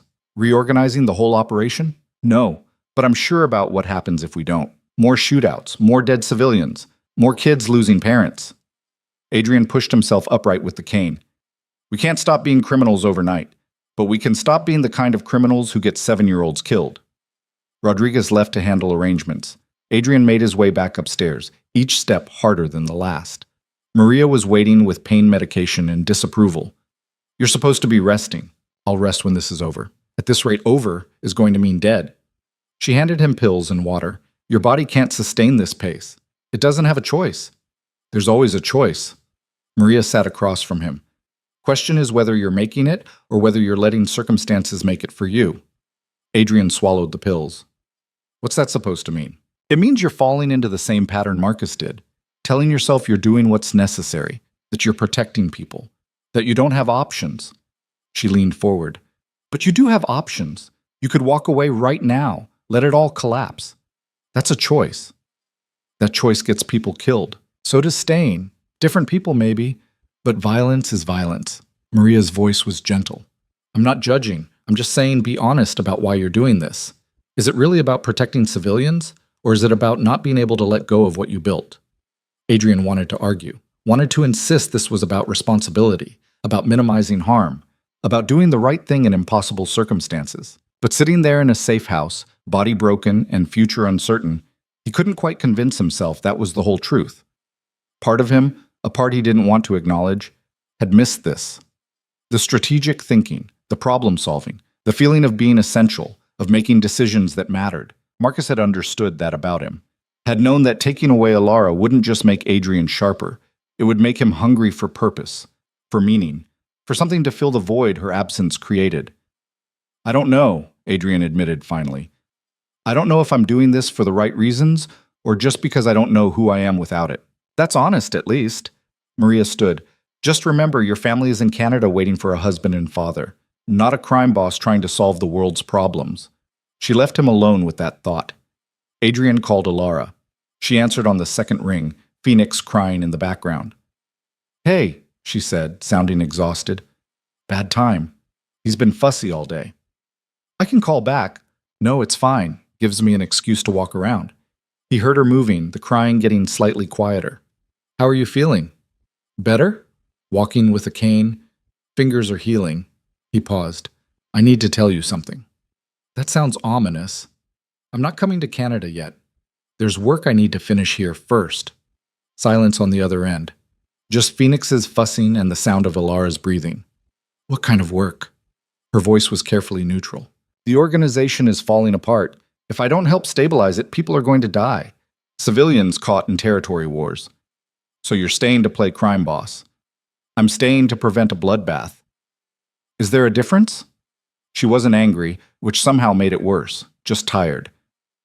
Adrian, you told me you were out. You said you made the choice for family. I did. I am. But I can't just walk away and let... Yes, you can. You absolutely can. You just don't want to. Her voice cracked slightly. And I get it, I do. You built this thing and you feel responsible for it. But Adrian, you're also responsible for us, for Phoenix. He's 3 days old and his father is 1,000 miles away making deals with criminals. I know, and I'm sorry, but if I leave now, people die. I heard you the first time. She was crying now, trying to hide it. But what about us? What about the life you promised we'd build? I'm trying to build it. I just need time to...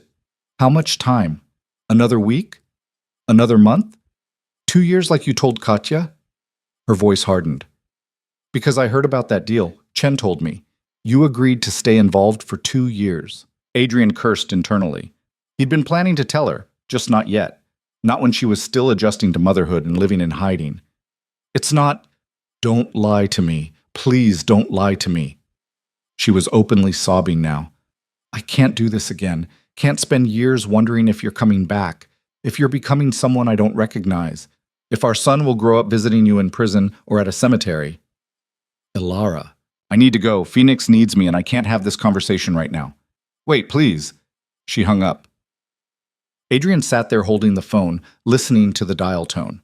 He wanted to call back, to explain, to make her understand.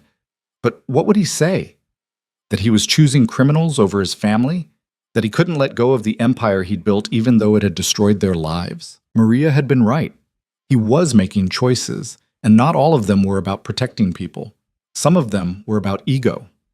About not being able to walk away from something he'd spent 15 years creating. The question was whether he could admit that to himself, and if he did, whether it would change anything. Rodriguez returned that evening with news. Kozlov's handled, made to look like the Italians settling an old score. Any blowback? His crew is angry but directionless. Without him, they're just muscle looking for someone to follow. Rodriguez sat down. We can absorb them, or cut them loose. Your call. Cut them loose. Give them severance and contacts in other cities. They want to keep working. They can do it somewhere else. Adrian rubbed his face. We're downsizing, not expanding. The other faction leaders are getting nervous, word spreading that you're making moves. Good. Nervous people are careful people. Adrian pulled out the tablet Katya had left, reviewed the operational data.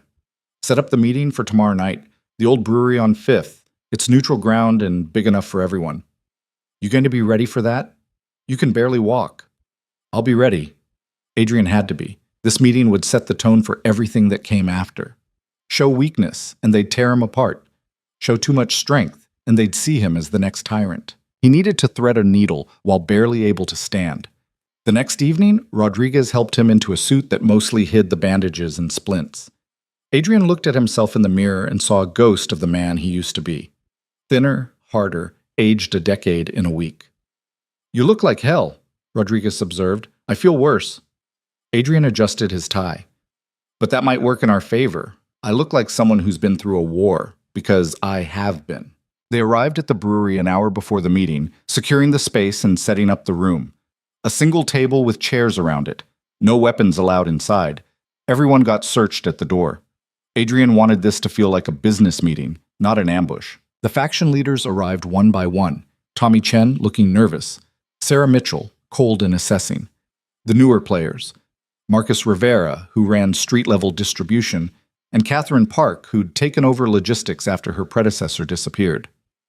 They sat around the table, eyeing each other and Adrian with varying degrees of suspicion. Thank you for coming, Adrian began. I'll keep this brief. The organization is fragmenting. Territory wars have started. People are dying, including civilians. This stops tonight. Why should we listen to you? Marcus Rivera spoke up. You've been gone for months. Marcus ran things until you killed him. I killed Marcus because he tried to murder my wife and unborn child. Anyone else want to question my commitment to family? Adrian's voice was cold. I built this organization 15 years ago. Built it from nothing, while most of you were still in school. I'm back because what we created is worth saving, but not like this. Not with us tearing each other apart. So, what's your proposal? Sarah Mitchell asked. Reorganization. Decentralized leadership. Each of you runs your territory with autonomy, but we coordinate on major decisions. No more single point of failure like Marcus. No more one person controlling everything. Adrian looked at each of them. You want to keep your operations? This is how we do it without destroying ourselves. And what about you? Tommy Chen asked. Where do you fit in this structure? I don't. I'm here to set it up, make sure it works, then I'm gone. 2 years maximum, probably less. Adrian leaned back carefully. I'm not looking to be your boss. I'm looking to make sure you don't need a boss. Catherine Park frowned. That's not how criminal organizations work. Someone's always in charge. Then we do it differently. We build something that survives leadership changes without collapsing into chaos. Adrian pulled up the tablet, showed them the structure he and Katya had designed. Regional autonomy with shared resources, profit-sharing arrangements that incentivize cooperation, dispute resolution that doesn't involve bullets. They spent the next 3 hours hammering out details. Who controlled what territory? How profits would be divided? What happened when conflicts arose? It was exhausting, brutal work, made worse by Adrian's body screaming for rest. But slowly, grudgingly, they reached consensus. I want it in writing, Sarah said. All of it. Clear terms that can't be reinterpreted later. Agreed. Katya will draft contracts by the end of the week. Adrian stood with difficulty. This only works if we all commit to it. If anyone decides they'd rather go back to the old way, to Marcus's way, they're out. No second chances. What about law enforcement? Marcus Rivera asked. The task force Chen mentioned. We handle that the same way we handle everything else now. Carefully, quietly. No high-profile violence that draws attention. Adrian met his eyes. The days of spectacle are over. We run clean operations or we don't run at all. The meeting ended with handshakes and wary agreement. Not trust, that would take time, but a foundation to build on. After they left, Adrian collapsed into a chair. Rodriguez brought him water and pain medication. That went better than expected, Rodriguez said. It went like the first day of peace after a war. Everyone's exhausted and willing to try anything except more fighting. Adrian swallowed the pills. Give it a week and we'll see if it holds. You think it will? I think it has to, because I don't have another plan. Adrian closed his eyes. Get me back to the safe house. I need to call my wife. The drive back was quiet. Adrian rehearsed what he'd say to Alara, how he'd explain that he was trying to do the right thing, even if it looked like he was choosing the organization over her. But when he called, she didn't answer. He tried twice more before Chen finally picked up.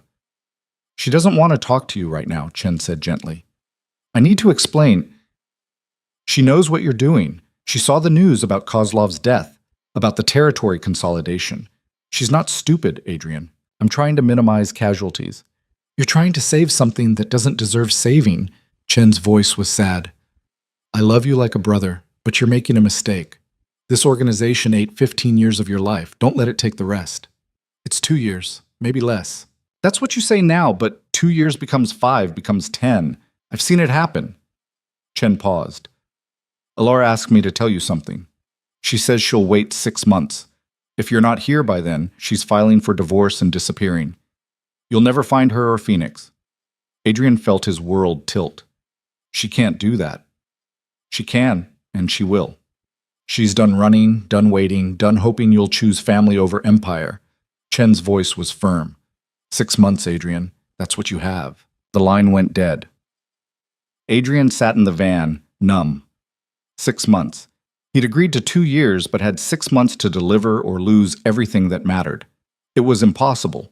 Even with perfect execution, restructuring the organization would take a year minimum, and perfect execution didn't exist in their world. Boss? Rodriguez was watching him carefully. I need to speed up the timeline. Everything we planned for 2 years needs to happen in 6 months. That's not realistic. Neither is losing my family. Adrian's hands were shaking. Get Katya on the phone. Tell her we're accelerating everything. Regional heads take control in 3 months instead of 6. Full autonomy in 4. I'm gone in 5. Adrian, you can't rush this. People need time to adapt. Then they'll adapt faster. He met Rodriguez's eyes. Because I'm not losing them again. I can't. Rodriguez made the call. Katya was predictably skeptical. You're talking about condensing 2 years of work into 6 months. It can't be done. It has to be done. Find a way. Adrian's voice left no room for argument. And if it falls apart because we move too fast, then it falls apart, and I deal with the consequences. But I'm not sacrificing my family for criminals who will forget me the second I'm gone. A long pause. Then Katya said, Okay, we do it your way. But you need to be all in for these 6 months. No distractions, no divided attention. Understood. The next months were brutal. Adrian worked 18-hour days despite his injuries, pushing through pain and exhaustion. He met with faction leaders, resolved disputes, set up the new power structures. Rodriguez and his team handled enforcement, keeping the peace when words failed. Slowly, painfully, it started to work. The territory wars stopped. The violence decreased. The organization began operating like a business rather than a gang war. But the cost was steep. Adrian's relationship with Ilara deteriorated to text messages and one-word answers. Phoenix's first smile, first laugh, first time rolling over. Adrian missed all of it, hearing about milestones secondhand from Chen. At the 3-month mark, Sarah Mitchell tried to make a move, attempted to seize control of Tommy Chen's gambling operation. Adrian shut it down hard, removing her from the organization entirely and redistributing her territory. The message was clear: cooperation or exile. There was no third option. At 4 months, the police task force made its move, raiding several operations and arresting mid-level operators. But the decentralized structure held. No single arrest could bring down the whole organization. They lost revenue and personnel but survived intact. At 5 months, Adrian handed over operational control to the regional heads. His role became advisory only, someone they could call with questions but who wasn't making daily decisions. It wasn't perfect. The organization still had problems, still struggled with coordination and occasional conflicts, but it was functional, sustainable, something that could survive without him. On the last day of the 6th month, Adrian met with Katya one final time. You did it, she said, sounding almost surprised. Actually restructured the whole thing in half a year. We did it. You, Rodriguez, everyone who bought in. Adrian handed her a folder. Everything you need is in there, contacts, protocols, emergency procedures. And if something goes wrong, then you handle it. That's the whole point. He stood to leave, still using the cane, though his leg had mostly healed. I'm done, Katya. Really done this time. She studied him. You know you could stay, could run this properly, build it into something legitimate. I've spent 6 months building it into something that doesn't need me. That's as legitimate as I'm making it. Adrian headed for the door. Take care of them, the people who work for you. Don't become Marcus. I won't. I learned from his mistakes. She smiled slightly. And yours. Adrian walked out of that meeting and didn't look back. Rodriguez drove him to the airport where a private plane was waiting.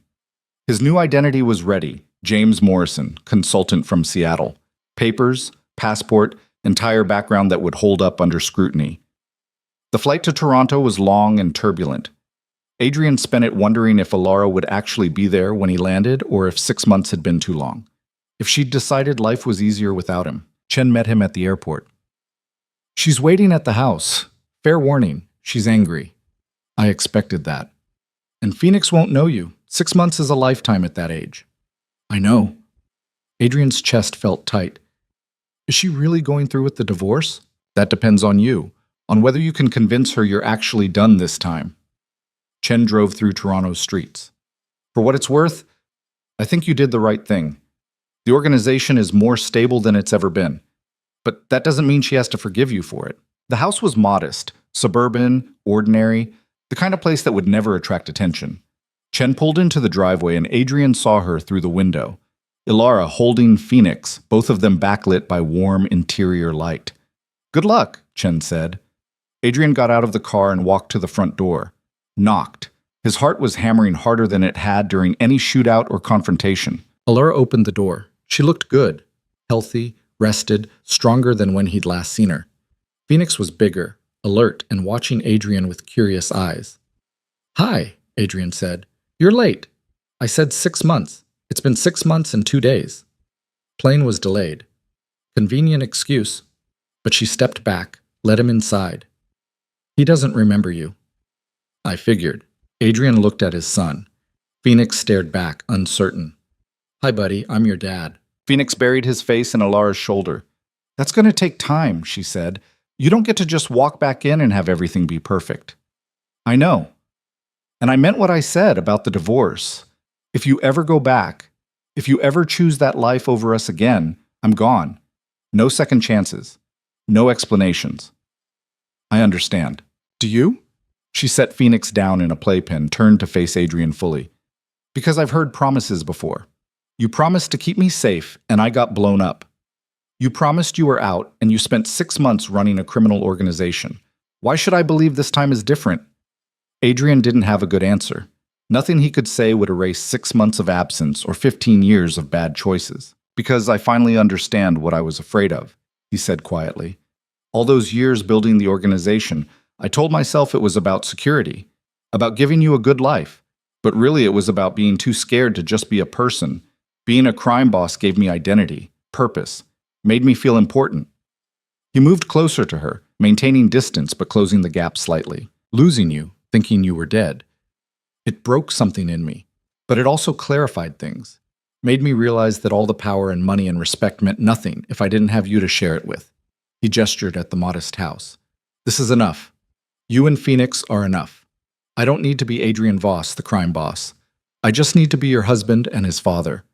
Alara's eyes were wet. That's a nice speech. It's the truth. We'll see. She wiped her eyes. You've got one chance, Adrian. One. You screw this up and we're done. I won't screw it up. That's what you said last time. She was right. He had said that. Had meant it too, back when he thought he could have both worlds. Had learned the hard way that some things couldn't be reconciled. Phoenix started fussing in the playpen. Alara went to pick him up, but Adrian stopped her. Can I? She hesitated, then nodded. Adrian picked up his son carefully. Phoenix was warm and solid and real in a way nothing else had been for months. The baby studied his face with serious eyes, trying to decide if this stranger was trustworthy.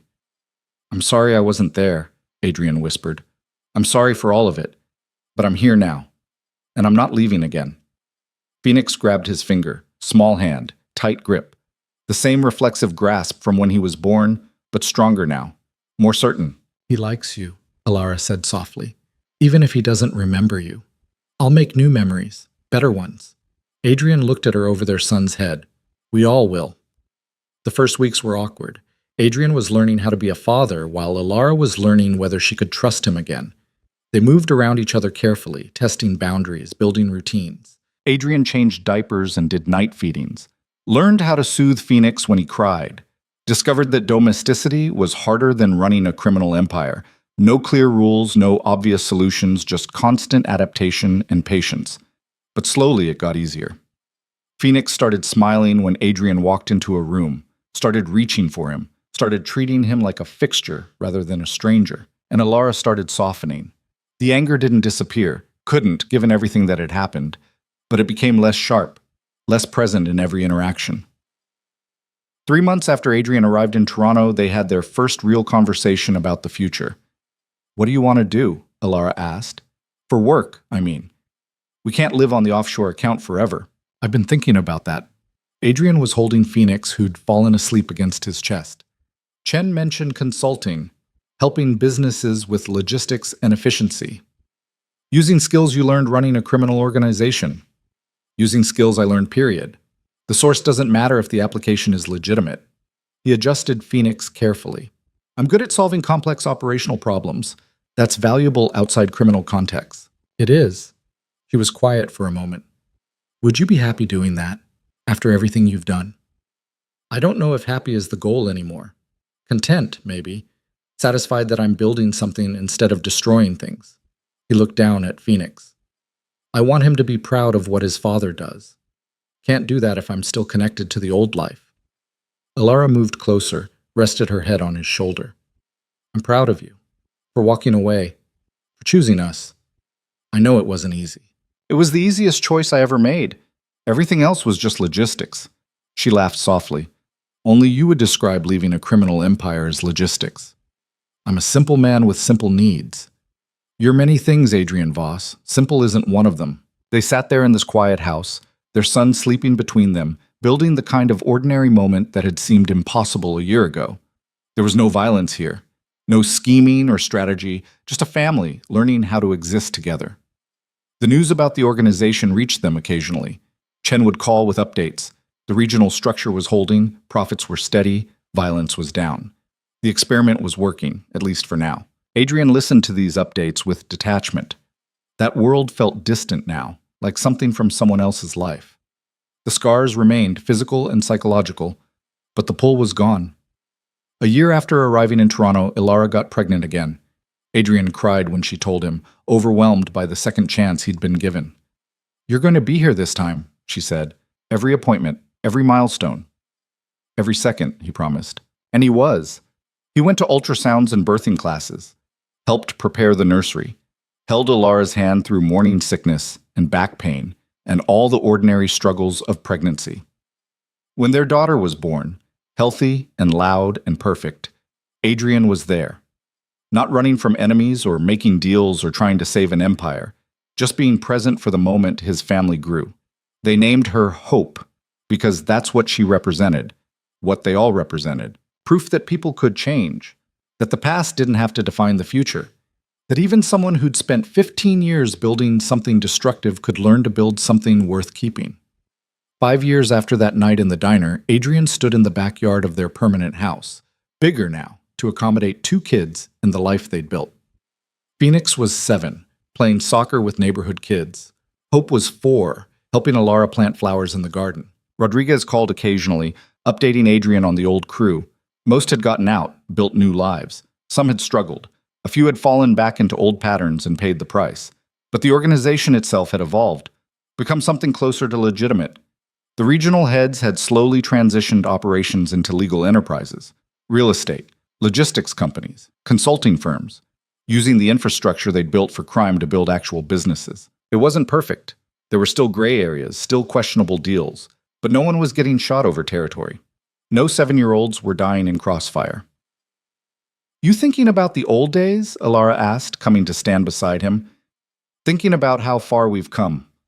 Adrian put his arm around her. "How close we came to losing this. But we didn't lose it. We fought for it, both of us. You fought harder, you had to. And you came back. That's what matters." She leaned into him. "Phoenix asked me yesterday what you used to do for work, before consulting." "What did you tell him?" "That you made mistakes but learned from them. That you were brave enough to change when change was hard." She looked up at him. "Was that okay?" That was perfect. Adrian watched their children playing. They don't need to know details. They just need to know their father loves them more than anything. Even more than empire building? Especially more than that. That night, after the kids were in bed, Adrian and Ilara sat on their porch. The neighborhood was quiet, ordinary, boring in the best possible way. "Do you ever miss it?" she asked. "The excitement, the power." "Sometimes," Adrian admitted. "Not the violence or the fear, but the feeling of being good at something, of knowing exactly who I was. And now I know who I want to be. Took me long enough to figure out the difference." He took her hand. "I don't know if I'll ever stop caring what I did. The people who died because of my choices, but I'm trying to build something that balances the scales. You can't fix the past by being a good father. No, but I can stop the pattern, make sure Phoenix and Hope never have to make the choices I made, never have to hurt people to feel important." He squeezed her hand. "That has to count for something. It counts for everything." They sat there in the darkness. 2 people who'd survived things that should have destroyed them, who'd found each other again despite impossible odds, who'd chosen, over and over, in big ways and small, to build rather than destroy. Adrian thought about Marcus sometimes, about the man who'd tried to shape him through manipulation and grief, about the empire they'd built together and the price it had cost everyone involved. But mostly, he thought about Phoenix's laugh and Hope's questions and Ilara's smile, about ordinary moments that turned out to be extraordinary when you'd lost the right to have them. The organization still existed somewhere, running on systems he'd helped create. The crimes he'd committed couldn't be undone.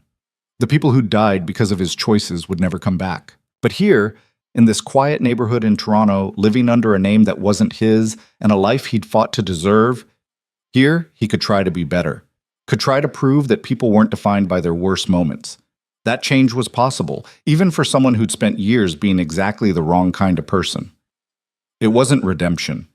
Adrian was too pragmatic to think he deserved that, but it was a second chance, and he was determined not to waste it. "I love you," he said to Alara. "I know. You tell me every day." "Not enough. After everything I put you through, I could tell you every hour, and it wouldn't be enough." She kissed him. "Then start with every day, and we'll work our way up." Inside, Hope called out, bad dream or needing water. Adrian stood to go to her. "I've got it," Alara said. "We both do." They went inside together, partners in the ordinary work of raising children and building a life. The ghost of the underworld had finally found something worth haunting. Not the ruins of an empire, but the small, perfect, messy reality of family. And for the first time in 15 years, Adrian Voss, or James Morrison, as the world knew him now, was exactly where he wanted to be. Not powerful, not feared, not building kingdoms on blood and fear, just home, just loved, just enough.